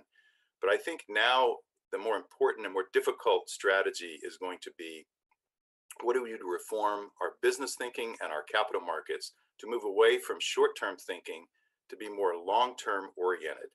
So we've been on a path since the 1980s, something that's called a shareholder revolution, that has increasingly gotten our focus on efficiency of capital and short-term measures. This is not the right approach for a superpower marathon with China, which takes a very long-term view and views technology and innovation as key to developing national capability as part of a national strategy. So we can see kind of the evidence of this over the landscape. The focus on quarterly earnings, focus on stock price, shorter periods for holding stock now that most stocks are held institutionally versus by individuals. CEO comp plans embody this. We have the shortest tenure we've ever had for CEOs. Activism, private equity, share buybacks, they all feed into this short-term thinking in our business community. And I saw this firsthand as a CEO of two public companies in Silicon Valley from the 90s through the aughts and the teens. This infuses all of our thinking, and we have to reform this or we're not going to be successful in competing with China. Thanks, Mike. And would you say just a little bit about some of the policy tools that you think we ought to be using to address some of the short-termism? Absolutely. Well, we have to start thinking about what can we do to bring institutional shareholders on board with this strategy. We can't have businesses fighting with their owners in this. So we need to be thinking about what are some of the longer-term measures that we should be using. That would certainly involve decade-long measures of what are we doing to bring new capabilities, as opposed to what are we doing just to increase stock price in the short term. I think we got to think about the fact that our economy is based on lots of financial transactions, and whether that really serves us for the long term.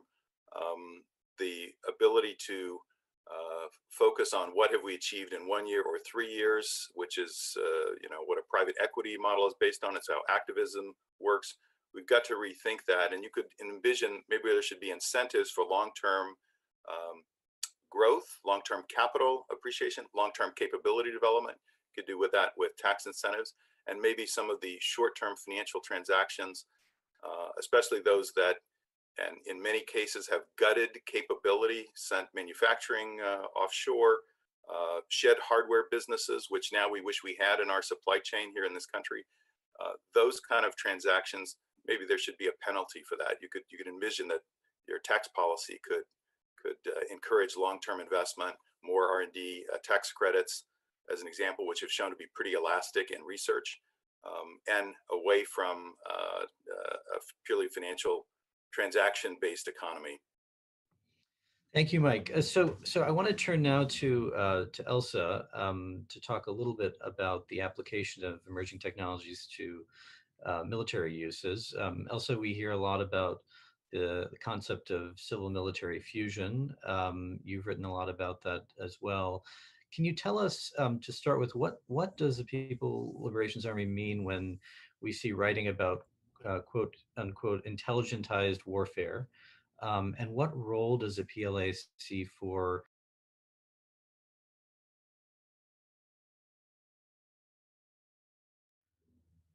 Good morning for those of you logging in from the United States, and welcome to everyone watching from around the world. My name is Tarun Chabra. I'm a fellow with the Foreign Policy Program at the Brookings Institution, and also with the Center for Security and Emerging Technology at Georgetown University.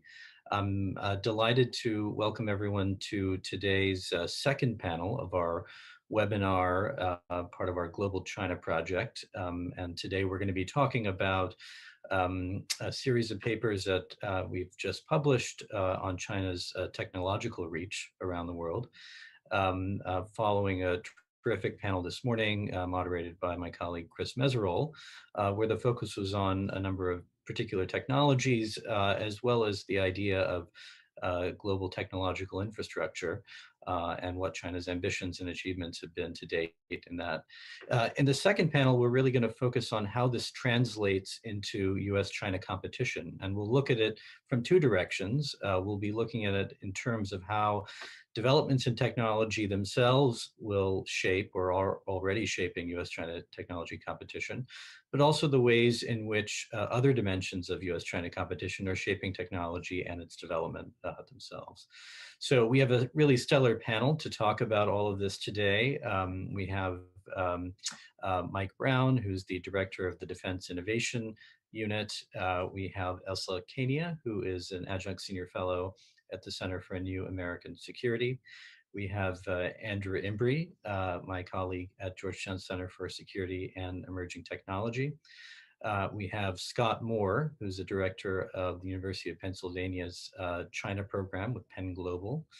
And we have Tom Wheeler, who is a visiting fellow with the Governance Studies program at the Brookings Institution and the former chairman of the Federal Communications Commission. So thank you all very much for joining us today, and thank you for all of your contributions to our Global China Project. We're very appreciative of it. I think to kick us off, I'd like to turn to you, Mike, if we may. You have written a paper with colleagues Eric Tuning, who is the former Chief of Staff to Secretary of Defense Mattis, and Pav Singh, your colleague at the Defense Innovation Unit. You've written a paper about a superpower marathon as the way that we ought to be thinking about US-China technology competition. So I want to ask you just a very basic question kind of at the start of this, which is, what are the geopolitical intentions of China that are informing your view that this is really about a marathon? How should we understand those, and how do China's technology ambitions fit into that picture? So over to you, Mike. Okay, thanks, Tarun. Delighted to be here today. I think we can take Xi basically at face value in terms of his geopolitical intentions. He's made it pretty clear. Soon after he was elevated to his current role, he made a speech, which has now been translated. It basically says China's mission is not to join the world order that the US created after the Second World War, but to rival the US. And we've all become familiar with some of his terms in subsequent speeches about national rejuvenation. It's a time for China to be ascendant on the world stage, and Asia for Asians, which in my mind means he intends for China to be the hegemon for the Eastern Pacific and for Western Asia. That certainly includes territories he views as his own, Hong Kong, Taiwan, South China Sea, and certainly expanding beyond that with the Belt and Road Initiative. He clearly views, as does the rest of the Politburo, that science, technology, and innovation are key to growing the economy. China is already the world's second largest economy, and he very much subscribes to the view that it's the strong economy which will mean that China has its own national security. He's clearly stated that he wants China to catch up and surpass the US in technology. So I think we're well beyond the time when China is hiding its strength and biding its time. And I think we're in an era where he intends to make China great again, meaning restore China's position that he feels they've historically held for most of the last 5,000 years as being a key, if not the key, global power in the world of Asia and the Eastern Pacific. In terms of a containment strategy, which of course we successfully used in World War II, or after World War II in the Cold War, it's too late for that. We began that strategy when the US, after the Second World War, had 75% of the world's GDP, and the Soviet Union was war-torn after the Second World War.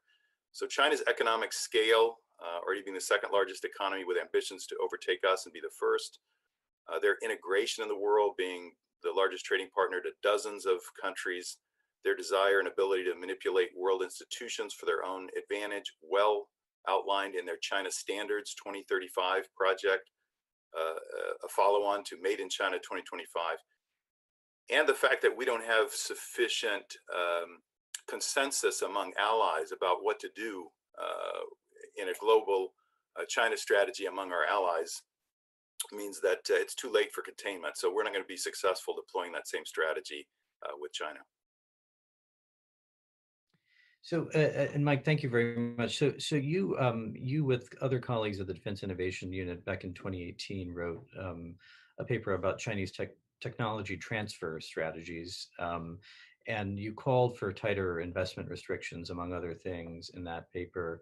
So tell us, kind of, how should we think about the balance then between defensive measures and more affirmative measures? How would you weigh that? Well, interestingly enough, when we wrote that paper, folks jumped on the defensive part of the strategy. What can we do to strengthen CFIUS, export controls? And I think that's something you have to do, but you're never going to win in a technology race with defense. So I don't think it should be the US's goal to thwart China's rise.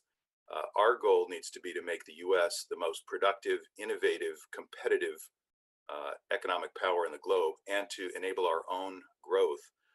So if you think about the balance, the far more important strategy is what can we do to invest in ourselves in the US. Certainly that investment means we need to do more basic research. That's certainly what government and academia need to do. That's been a proven strategy. That is something from the Cold War that we can take forward and use again. But I think now the more important and more difficult strategy is going to be, what do we do to reform our business thinking and our capital markets to move away from short-term thinking to be more long-term oriented? So we've been on a path since the 1980s, something that's called a shareholder revolution, that has increasingly gotten our focus on efficiency of capital and short-term measures. This is not the right approach for a superpower marathon with China, which takes a very long-term view and views technology and innovation as key to developing national capability as part of a national strategy. So we can see kind of the evidence of this over the landscape, the focus on quarterly earnings, focus on stock price, shorter periods for holding stock now that most stocks are held institutionally versus by individuals.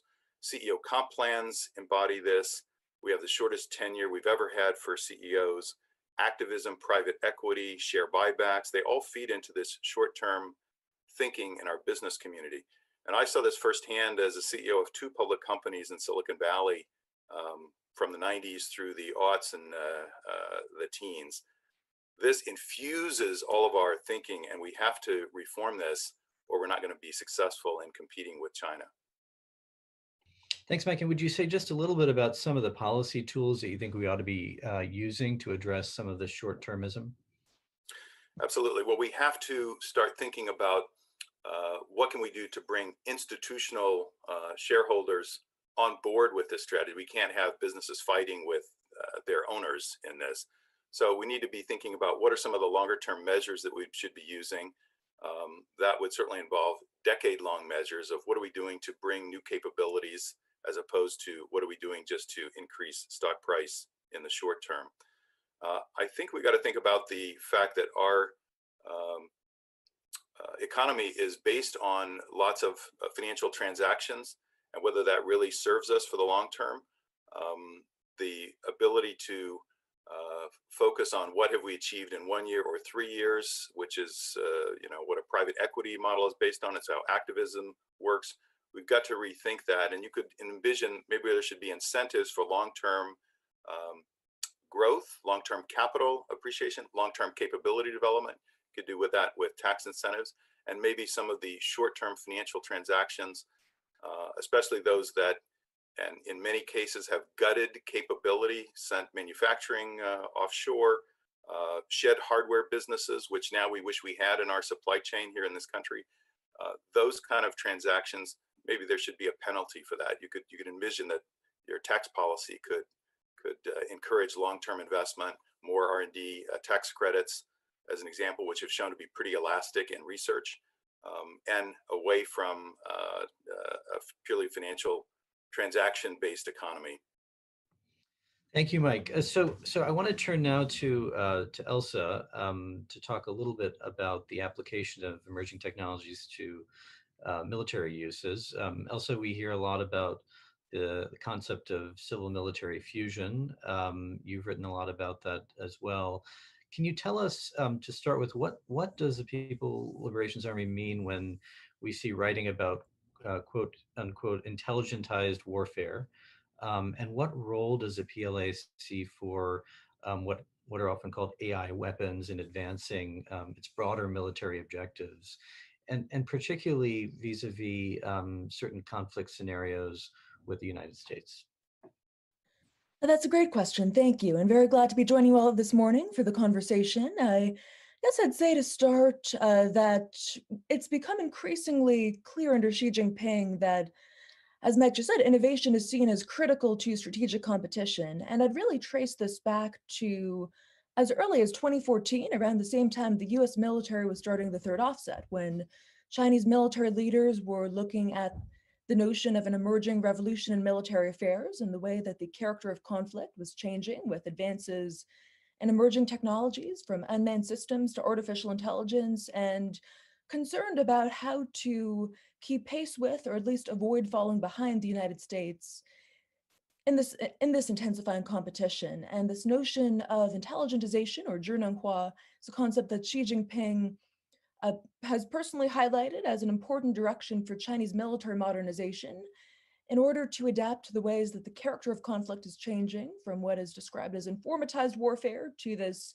new phase or new era, perhaps, of intelligentized warfare, in which there's greater importance for emerging technologies on the battlefield, and AI is starting to be incorporated into the system of systems that enables joint operations in more and more ways going forward across every domain, across a range of applications. And nearly every service of the PLA since then has started to pursue some of these applications and capabilities, building upon existing programs and seeking to integrate AI into pre-existing weapon systems.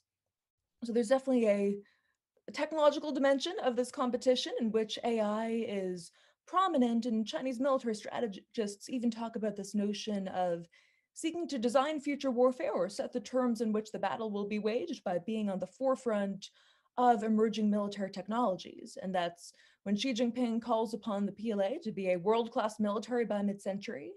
Being at the cutting edge of these new frontiers is a critical component of that agenda and objective going forward. And some of the more concrete manifestations of this have been AI-enabled or increasingly autonomous capabilities across a range of systems and weapon systems. And of course, the question of what exactly autonomy is, or how to draw the line between a drone that might be remotely piloted relative to one that has some degree of intelligence, so to speak, can be ambiguous. But certainly there is evidence that, for instance, some of the drones that the PLA Air Force is starting to field, like the GJ-2 or Attack-2, a high-end drone that has some level of autonomy, including perhaps in operational contingencies. Some of the loitering munitions that have been deployed, like the WS-43 or the CH-901, also have some level of autonomy, and there's increased attention to this notion of suicide drones as potentially relevant in operational contingencies. And as we think about potential conflict scenarios as a worst-case scenario, certainly, for instance, a potential Chinese invasion of Taiwan, one could envision that these kinds of cutting-edge capabilities could be important, for instance, in a missile campaign to overwhelm Taiwan's air defenses, or even the use of unmanned and autonomous systems for logistics and support of amphibious operations. So certainly these kind of high-end capabilities would be relevant in that kind of conflict scenario, but in an era when we're seeing increased attention to peacetime competition as well, I would anticipate that some of the earliest ways in which we'll see AI start to play out will be in these virtual domains, cyber operations, psychological operations aimed at influence and beyond that. And certainly a lot to try to keep track of as this progresses, but I think will continue to be an important element of this competition. Thanks, Elson. How would you assess the PLA's progress to date in developing and adopting some of these technologies? Obviously, the PLA doesn't have the same recent battlefield experience. So how do they overcome that, both in terms of thinking about training data and adapting these technologies to TTPs and so on? This process of military innovation will be inherently challenging for for the PLA, given some aspects of its culture, the ongoing reforms that continue to be quite disruptive, and as you mentioned, this lack of recent operational experience. And Chinese military leaders recognize that. They're concerned about this lack of experience in combat and concerned about how the PLA would actually perform in that kind of contingency. So there's a focus on very realistic, what's described as actual combat training, as well as what I'd describe as attempts to learn without fighting. So wargaming, military simulations that inform theoretical research and exploration of some of these concepts and theories. And the process of learning and experimentation starting to bring together strategists and technologists, this notion of trying to integrate expertise in military theory with expertise in military technology, such as the initiatives underway at the Academy of Military Science. So certainly there will be critical challenges ahead, especially when it comes to data, some of the same bureaucratic impediments the US military has faced in terms of having the underlying infrastructure as well as the training data to start to develop and implement these systems, as well as testing and reliability as there's greater progress in deployment. But there's certainly, relative to other elements of military competition, the US and China are starting from closer to the same point here. The US may have a slight advantage on some fronts, but for some of these challenges, there's certainly the US military and the PLA are grappling with these issues in parallel. Thanks, Elsa. So I want to turn from artificial intelligence now to the life sciences and ask you a question, Scott, because I think whereas there's a lot of policy focus on AI right now, I think a lot of technologists will tell you, looking ahead, there'll probably be as much, if not more, on biotechnology going forward. And Scott, you've written a great paper for us as well on China's ambitions and progress to date in biotech. So please, if you would, just kind of frame for us China's biotech ambitions writ large. And also, if you would, because there's so much concern about different norms and how biotech would unfold in China, give us both the dystopian picture and then give us potentially a more hopeful scenario about how this unfolds over the next couple of decades, and which you think we're more likely to see. Thanks, Tarun, and good morning, everyone. It's certainly a little easier to paint a dystopian than a hopeful or optimistic picture, but I'll certainly do my best. Before I get to that, though, I really want to thank Tarun, you again, and then as well as Brookings and CSET for this project and for convening us this morning. It's a really exciting and interesting and important set of issues. So I think in terms of thinking about biotech, it's helpful to just kind of begin with a thumbnail sketch of the history of science and technology. And with apologies to actual historians of science, I think if you were to try to reduce that to a soundbite, it might go something like this, that in the 19th century, a lot of the really important advances that we made came from mastering chemistry. So things like artificial fertilizer that really, we take pretty much for granted now, but really made modern life and modern society possible. As we move into the 20th century, mastering physics allowed us to develop nuclear energy as well as, of course, nuclear weapons. And then as we look into this century, I think it's fair to say that the really revolutionary transformational advances in science and technology are going to come from biology. So that's, I think, really at a very kind of big picture level, why it matters and why you see a lot of increasing interest in the sector from governments as well as from the private sector and from researchers. The other important thing to know about biotech kind of from a global perspective is that the US has really been the dominant player in most parts of the sector pretty much throughout the post-war period. I think particularly from sort of roughly the late 60s into the early 2000s, it really approached kind of near hegemony. There were really very few areas of the biotech sector where you didn't see US companies and universities and research institutions really kind of playing the leading role. But as we got into this century and it became more and more apparent what advances in areas like synthetic biology could potentially mean for transforming the sector, a lot of different countries have started developing plans and policies and strategies to try to boost their own domestic biotech sectors and industries. Of those, though, China is really the only one whose scale could potentially kind of pose a threat to American preeminence in the biotech sector. And just to give you one sense of that, one of the sort of headline policy targets for China in the biotech sector is for biotechnology to account for roughly 4% of China's GDP actually by this year.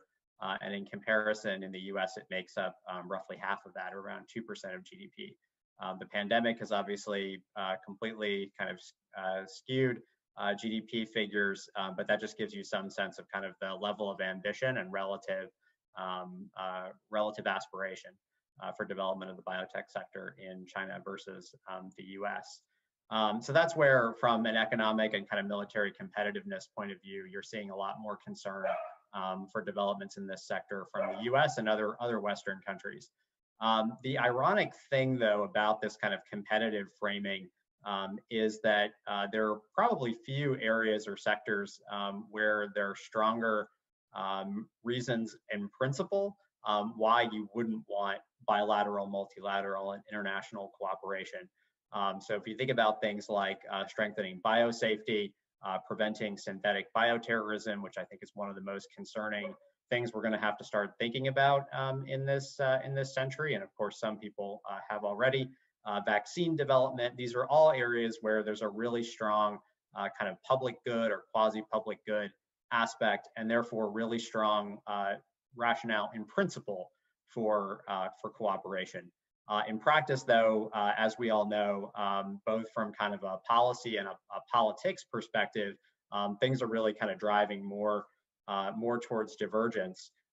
Whether it's regulations or laws in China, which are some of the most restrictive in the world when it comes to biomedical data sharing. And in fact, they're so stringent that I guess it was 2 years ago, the government forced Beida, Peking University, to shut down a long-running collaboration with Oxford, apparently in breach of some of these regulations. So it's really had a profound, I think, kind of chilling effect on international collaboration in biotech, or things like, there have been for years growing signs and fears that biotech has been a major focus of IP theft and non-traditional intelligence collection on the part of Chinese actors. So there are a lot of, and then obviously in the pandemic era, all of the kind of political contention over the source of the pandemic and everything, all of those things are heading very much in the wrong direction in terms of cooperation. And so I think although there's this strong kind of principled reason why we should want cooperation, and that's what I would characterize as the optimistic case, I think the realistic case and scenario is just continuing down the path that we're on, which is to see biotech primarily in terms of kind of zero-sum national competition. I think that's going to be quite harmful for innovation, although I think it probably does favor the US, at least in the short term, because in most parts of the sector, US companies and institutions do, I think, maintain an edge over competitors elsewhere, particularly in China. What I really think will suffer is cooperation on public goods, which I'd argue we need more than ever as we continue to wrestle to try to control this pandemic and confront things like climate change as well. So I just say I think there is an optimistic scenario, but I think unfortunately it's not the most realistic one on current trends. All right, thank you, Scott. We might press you more on the dystopian scenario a little more later in the Q&A. The strategic picture, Elsa and Scott, you've talked about particular technologies. We've talked a little bit about investment and long-term investment and policy reforms to facilitate that. One of the papers in this series addresses immigration policy.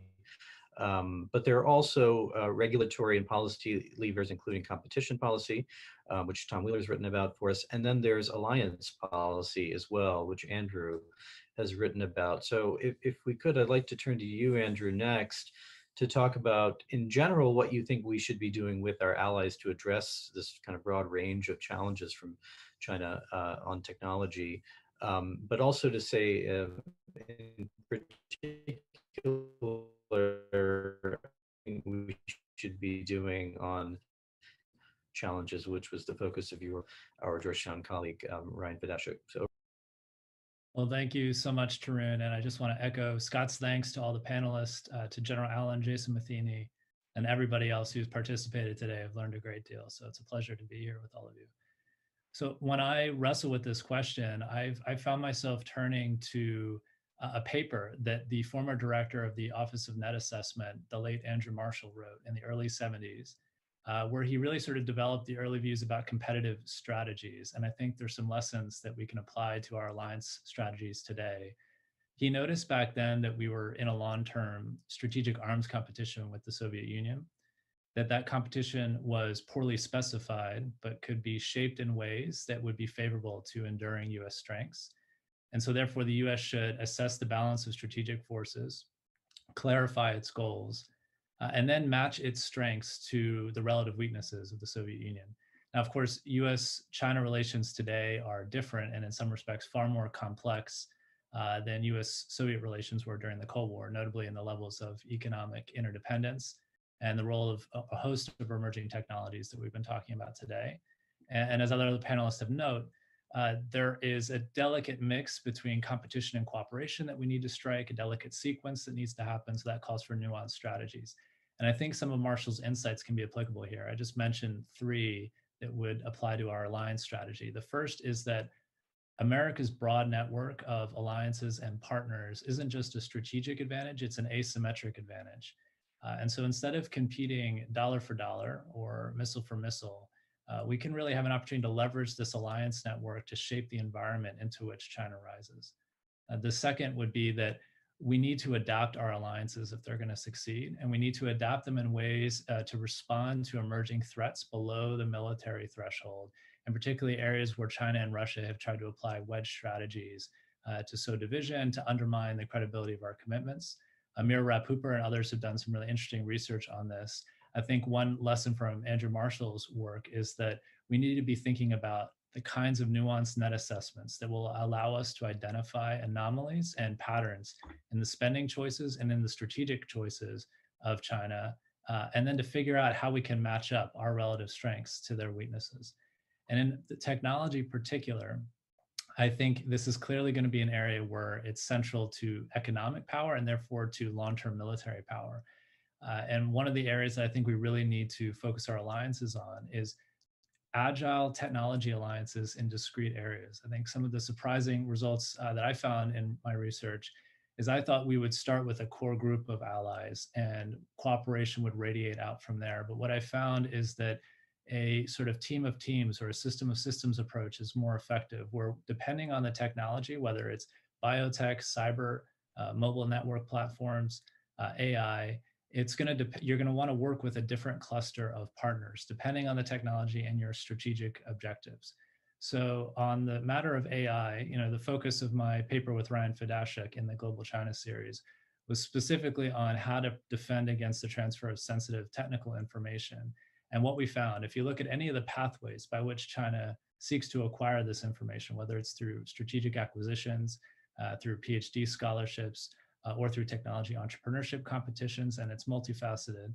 The United States has to work with allies because it's only one of the targets. If you take something like strategic acquisitions and investment, more than a half of China's tech-related investments go to U.S. allies and partners. If you look at its scholarship programs, again, the U.S. only accounts for about a third of that. And so U.S. allies and partners really are a strategic tool. We're already doing a lot across the government, but what's needed is to bring a lot of these initiatives together in a strategic approach that will allow us to really leverage this unique and asymmetric advantage. Thank you, Andrew. And if you could just say briefly, what's the architecture that we need to do that? I mean, is that something that should be coming out of the State Department, the Defense Department, all of the above? And what are the fora for cooperation where we should be doing this? Particularly if, as you suggest, we need to kind of be engaged in kind of ad hoc cooperation depending on the area. Thanks, Tarun. I would say a couple of things. One is that we need more coordination without more centralization per se. So we need to have a strategic approach, but each of the different agencies can play a critical role. So if you're talking about more R&D collaborations, obviously, NSF, the departments of energy, DARPA play a critical role. If you're talking about norms and standards, NIST, Commerce, State, they're also incredibly effective. Same on the defense side. There are going to be different players on the US side, but we need more coordination. Internationally, I think the key is to really think about optimal fora as well as optimal allies.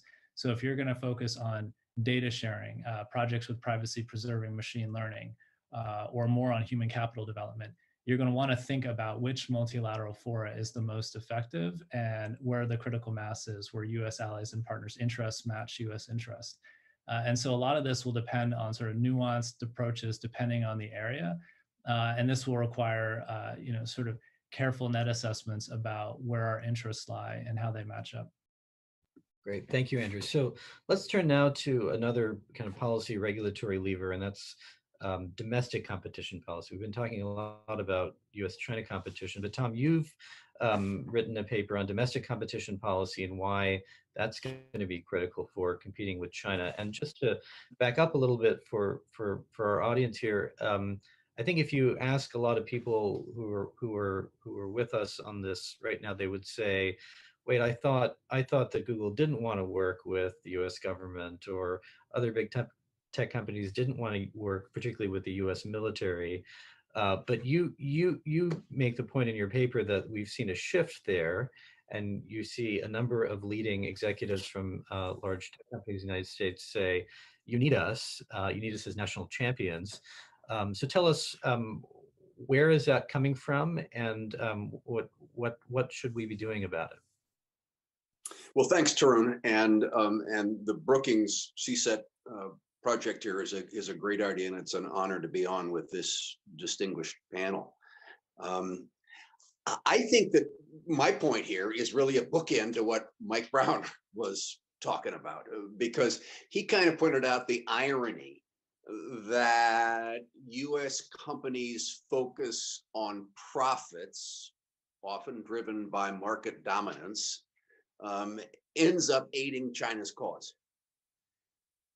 And what I look at is, you look at the wondrous products that these new companies that started in garages or dorm rooms have brought us, but they're now economic superpowers.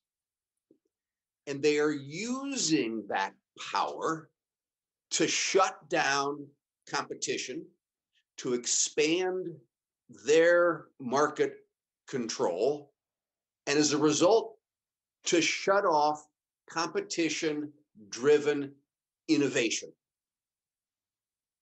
All the while that they are building facilities and working to cooperate in China. And so my concern, and what my paper is about, is that the absence of a pro-competitive public policy orientation in this country actually advantages China. That market control, market dominance that we've seen from the principal big tech companies thwarts competition-driven innovation. I used to sit there and listen to these companies tell me about how regulation thwarts innovation.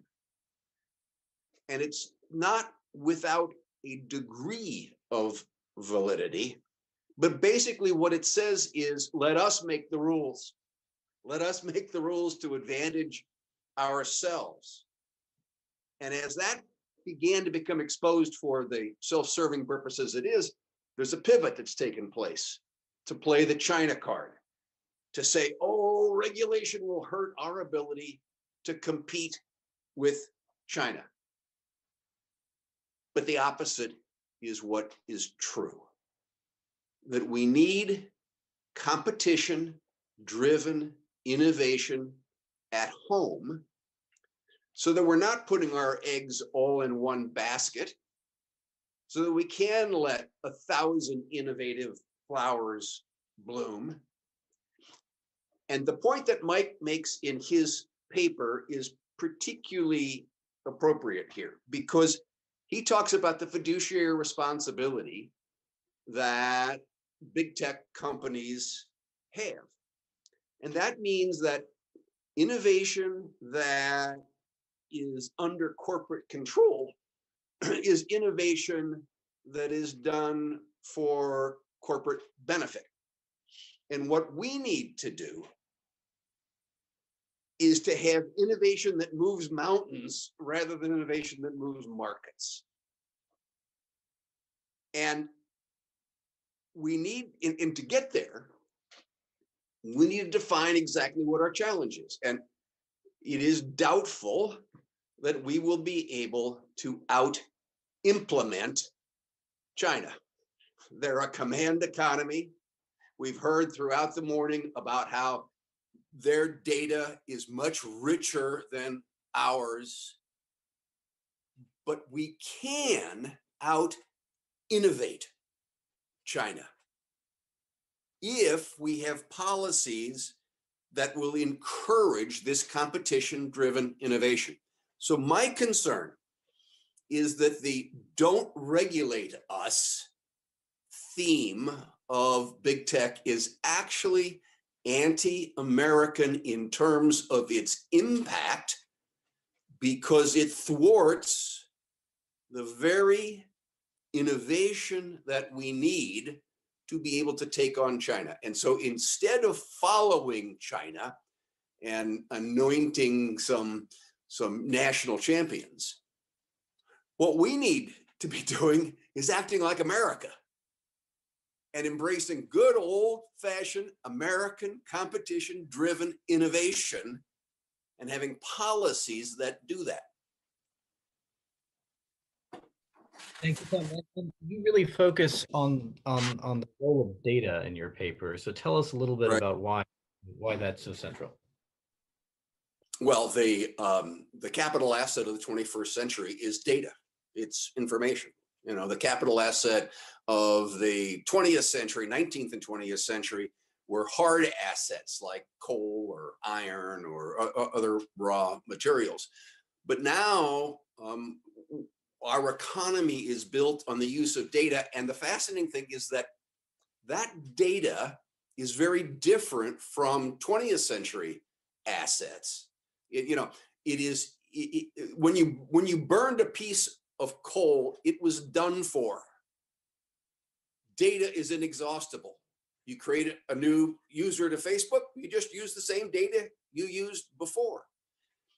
That data is also iterative, in that when you use data to create a product, you create new data.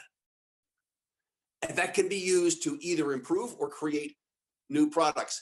And the third difference is that it is non-rivalrous. You know, if I have a hunk of coal, you can't use it. But if we share data, then we all ought to be able to enjoy its benefits.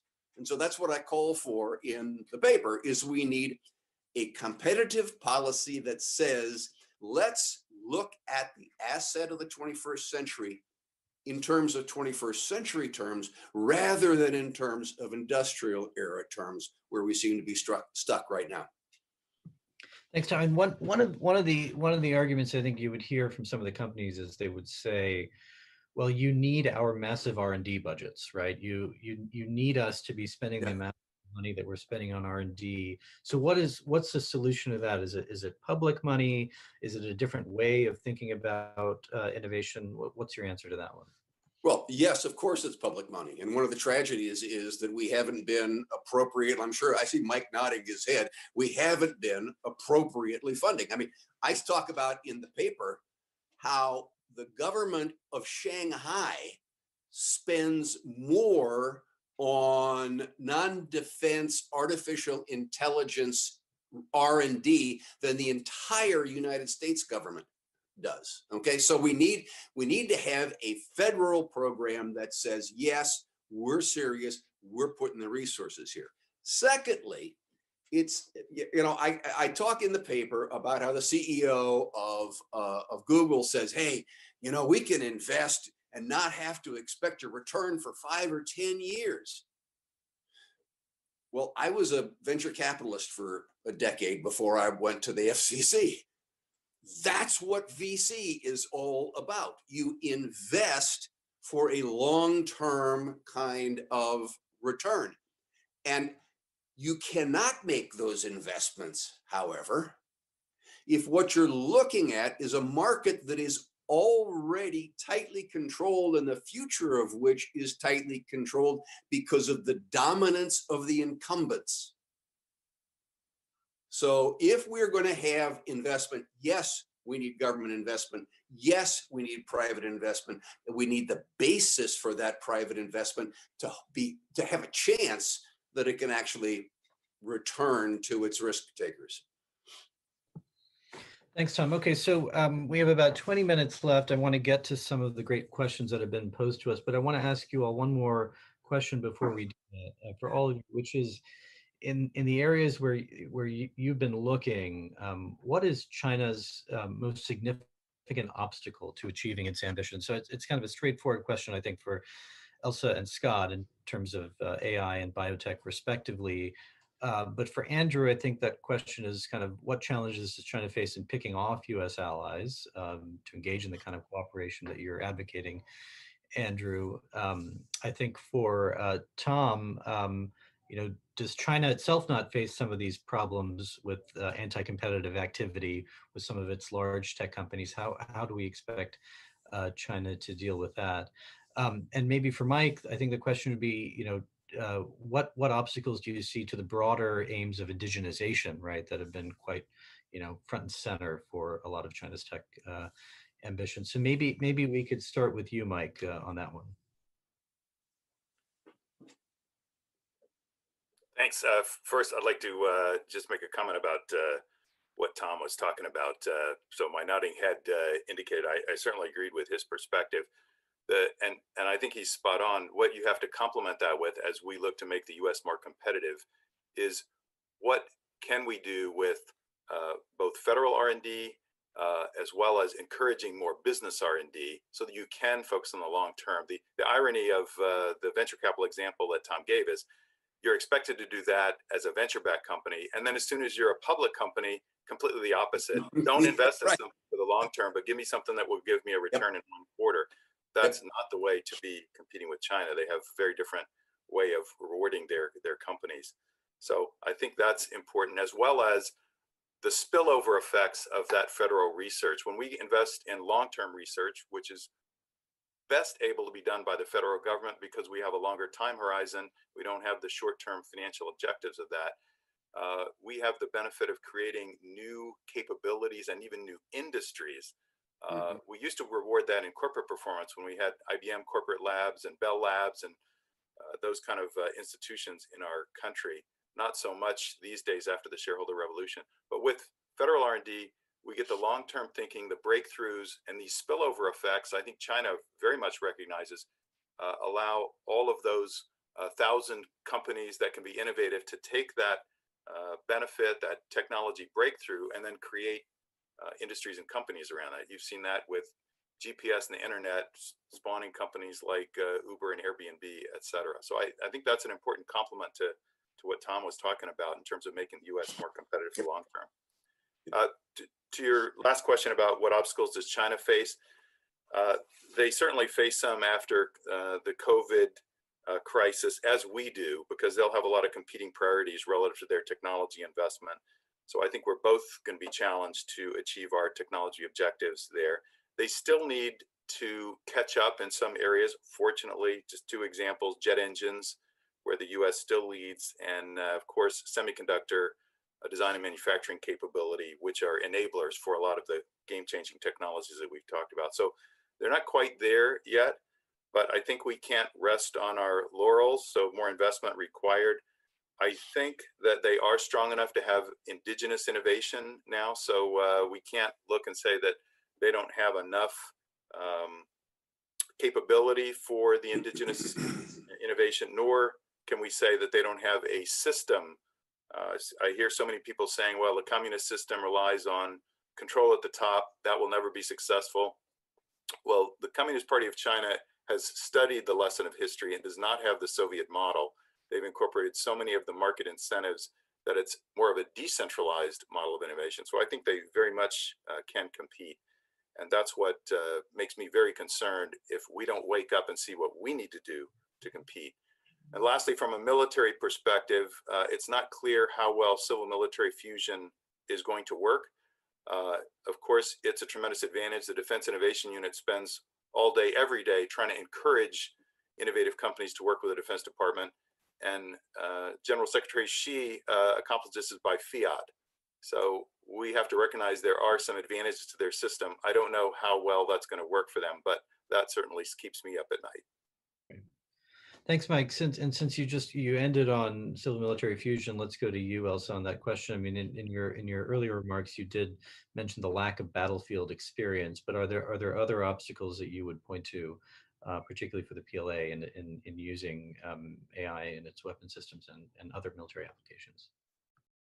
The primary obstacles are data, the military big data in particular, which is distinct from China, the data that comes out of China's commercial ecosystem, and the PLA, not unlike any bureaucracy, is still struggling with how to manage, process, and best leverage that data.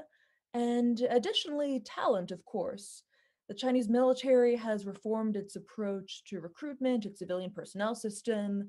They're trying to recruit scientists with the requisite expertise, while also trying to improve the professional military education of their officers to ensure that they have the skill sets and proficiencies to command effectively on a much more complex battlefield in the years to come. And these aspects of the reforms are still very much a work in progress. And with regard to military civil fusion, I'd also add that I think, I would concur with Mike that this is certainly a competitive challenge to the US in the long term, but it remains a relatively nascent initiative in some respects. That there are indicators of rapid progress on some fronts, including what I've joked is a DIU with Chinese characteristics that has been set up, perhaps a complement to the great work that DIU has been doing, initially set up in Shenzhen, that's trying to, it's a very similar mandate of looking to leverage commercial technologies for military purposes. And there are some number of companies in China, including startups, small and medium enterprises, even larger technology companies that have some enthusiasm for supporting military research and brand themselves as military civil fusion enterprises. A lot of progress on drones, satellites, and AI and space systems, as well as commercial wargaming, with especially computerized wargaming, which is something China's really progressed quite rapidly in adopting, and even convening a series of national competitions with piloting AI in wargaming as well. So I think, which is one way of solving the problem of generating data and trying to anticipate battlefield dynamics, lacking that combat experience. So I think certainly no shortage of challenges, but I think certainly a dedicated focus on recognizing and seeking to overcome them. Thanks, Elsa. Scott, for you, I mean, as you look at the development of China's biotech industry, what are the indicators that you're going to be paying attention to, and to kind of see whether it's been China's been able to overcome some of the obstacles that you do identify in the paper? Sure. I think the first thing is financing. So, biotech it's sort of two sides of the same coin. On the one hand, there's tremendous promise in kind of frontier technologies, but they're also extremely high risk. And so that, combined with the fact that, as in other sectors, it tends to be the smaller, more agile, small and medium-sized enterprises that are best positioned to produce breakthrough innovations. And yet, China's financial system really doesn't provide those types of enterprises with good access to financing. China's financial system is much more geared towards kind of the better connected, larger enterprises. So financing is a key thing. I think the second thing is kind of policy. One thing that Tom brought up, and I think is an interesting, distinctive characteristic of China's innovation policy, is that it really kind of empowers local governments to a very large degree, and kind of channels a lot of funding through local governments. Also encourages local governments themselves to spend quite heavily on innovation policies. And it's sort of what you get from that is a build it and they will come model, where a lot of times local governments will create these big sprawling, science parks and things like that. if you look at, I think, the great centers of S&T innovation, they pretty much are organic. Around the margins, I think local governments and state governments have done some things to encourage their growth, but it's been a pretty organic model. And I think so far it's not clear that model really is working very well. And in fact, I think the sort of headline thing I'd say about China and the biotech industry so far is that China hasn't really gotten a lot of bang for its buck in terms of spending in the sector. That could change depending on what happens with those other two things. The third thing I would say just a little bit about is politics. I think Mike was right to kind of caution us against overstating the effect of authoritarian politics. It's certainly not, doesn't mean you can't innovate, doesn't mean that you're not innovating. But I think it's also a mistake to completely ignore it. And I think, not that I think anyone on this panel has done so, but just generally speaking. And I think if we kind of think about the pandemic era and the responses to it, China's sort of political pathologies, I think, have kind of undermined its standing and its approach to things to a large degree. And so I think going forward, we're going to have to, and Tarun, you had asked me to sort of expand a little bit perhaps on sort of dystopian visions. If we think about things like regulation and control of transgenic organisms, which are combining different genetic characteristics from different organisms, trying to regulate the precursors to potential bioweapons. These are all things that we are going to need China's cooperation to do. On current trends, as I said, I don't think that's very promising. I think we're going to have to think quite differently about how to persuade and perhaps compel to some degree China's participation in multilateral initiatives like that. And I don't think the idea of compelling cooperation is as much an oxymoron as it might first sound. Thank you, Scott. Tom, for you, I mean, Scott just raised the authoritarian politics. How will authoritarian politics, do you think, influence anti-competitive behavior by China's largest tech firms? How do we think about the flip side of this problem that you write about? Well, they certainly give great advantage to companies and creating markets for them, giving them great loans. And the idea is go out with a proprietary technology that then you get the world hooked on, so that the next generation has to use your technology as well, and you're embedded. But let me pick up on a point that I think both Scott and Mike have raised. Mike talked about this is different from Soviet command and control. Sure is. We're not living through 5-year plans here. But I had an interesting experience. I was meeting with a bunch of Chinese scholars, and we're late one night in Cambridge, England. We're walking through the streets, and one of them rattles off something to me in Chinese, and I looked dumbfounded, and he translated. And it apparently is a current expression over there, which is the more you try, the more you fail. Because in a hierarchical environment, this is where we want you to go. And if you're not going in that direction, then you're going to fail, which is kind of the opposite of, Thomas Edison saying, I didn't fail 10,000 times. I just succeeded in finding 10,000 things that didn't work. And I think that remains a secret of the United States and of American entrepreneurism. And the question becomes, how do we take advantage of that? And that's going to be one of our major policy challenges going forward, I believe. Thank you, Tom. Andrew, over to you on alliances. What challenges do you think China is going to face in picking off U.S. allies, as we're already seeing beginning to happen? What's your prognosis? Well, that's great. I just want to quickly respond. I think one of the advantages of thinking about alliances is to move beyond a narrow bilateralism on a whole range of issues. So think about R&D. The U.S. and its allies comprise almost 2/3 of global R&D, and there's extraordinary ways we could try to leverage that pool of research and development and coordinate on shared priorities. Same on data. Data advantage is a really complicated, difficult concept to measure.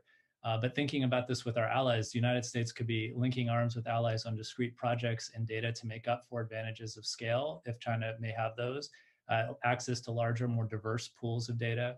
We could underline the contrast on values by investments in privacy-preserving machine learning.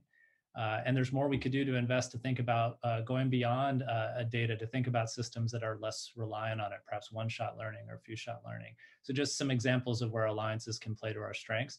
Specifically on obstacles, I would say a few things. First is there's a tendency for China to externalize its internal challenges. And I think at times that can result in it overplaying its hand. And we're seeing that now in some of the mass diplomacy that's been occurring. A second point I would make is something that Evan Feigenbaum and others at Carnegie have talked about, that China is becoming more sophisticated in its use of economic coercive measures. And some of these are meant as wedge tactics to pry apart the United States and its allies. We've seen that in the Philippines, South Korea, with Australia. But it's not clear yet that they've really mastered the ladder of escalation, whether mixing more limited and stronger actions together. So I think that's another obstacle. A final thing I would say is that our alliances are based not just on shared interests, but also on shared values and deep forms of connectivity. And so they're in a sense harder to pry apart, though we've seen significant strains in our alliance network recently. And I think this puts a premium on the United States focusing on rebuilding trust with pragmatic areas for cooperation, focusing on interoperability, especially as regards differential threat assessments. I think that can be a really difficult challenge for making sure that we're operating with common doctrine, common capabilities. And the final one is just leadership. I think to adapt effectively, we really are going to have to make sure that we're tending to our alliances, making sure that our capabilities are up to date, and that we're able to adapt effectively to some of the coercive measures that China is increasingly relying on. Thank you. Okay, so a lot of the questions that we got, including one from Ramona Materi, a number of federal government analysts, was what impact will COVID-19 have on China's? Do a lightning round for each of you as we wrap up here on that. Maybe we could start with Elsa, then Scott, Tom, Andrew, and Mike. Sure. Well, if you believe the Chinese military, they've had 0 cases of COVID apparently, and that tends to provoke some skepticism, I would say. And given the Chinese military's extensive involvement in the pandemic response, especially with logistic support, the Chinese military medical establishments, their work in Wuhan and beyond, I think certainly I'd expect that this will shift resources and away from other priorities, perhaps away from combat training for the year, though there does seem to be training exercises still underway. And going forward, this will really elevate the importance of biosafety, biosecurity, and biodefense, which is also a concern for elements of the Chinese military that are including their support of biological and interdisciplinary technological development. So I think certainly AI will remain a priority among others, but I think certainly this will highlight the importance of looking at this more holistic understanding of security threats and challenges as well. Great, Scott. Yeah, I think similar to what Elsa said, I think this is clearly COVID-19 clearly calls attention to biosafety and biosecurity, that kind of part of the biomedical and biotech complex. I think we can continue to see lots of attention paid to that. As I mentioned, I think ideally and in principle, that's something that should be in the interest of all countries. But the realities of politics are that we really see, a divergence on that, and increasing attempts, of course, to isolate China when it comes to that. I have to say, though, if you kind of put politics aside, this is the second novel coronavirus in less than 20 years that we've seen originate, at least as far as we know, in China, and cause a significant public health crisis. So I think there will be a lot of pressure and need to have some type of investigation into how the novel coronavirus, this novel coronavirus, arose, and how we can prevent future pandemics. That's ultimately what it's in everyone's interest to try to determine. So I think that's that there's still, it kind of accentuates the underlying need for cooperation and collaboration. But at least in the near term, I think from sadly a position of pretty low trust, and I hope that we can restore that. Because it's noon, I just want to ask Tom, Andrew, Embry, is there any of you who wants to comment on this before we wrap up? I would say a quick point that I do think it underscores the importance of resilience, and I think this is going to be a renewed, particularly on supply chain security. We've heard in the first panel about semiconductor manufacturing equipment, but this is an area again where I think the United States and its allies can really think carefully amid the fog of crisis about what resilience might look like and what steps are going to be needed. On that note, thank you so much. This was a great conversation, very enlightening and helping to frame the issues, but also kind of walk through all the levers that the United States actually does have to more effectively compete with China. Just as a final word, we really want to thank the Ford Foundation for their support of this project, and the editorial team and the comms team at Brookings for putting everything together here today. And we hope you'll continue to stay engaged with the Global China Project, including some podcasts on the same series that are available on the Brookings website. Thank you all for joining us today. Thanks for watching. Be sure to like and subscribe for more videos from Brookings.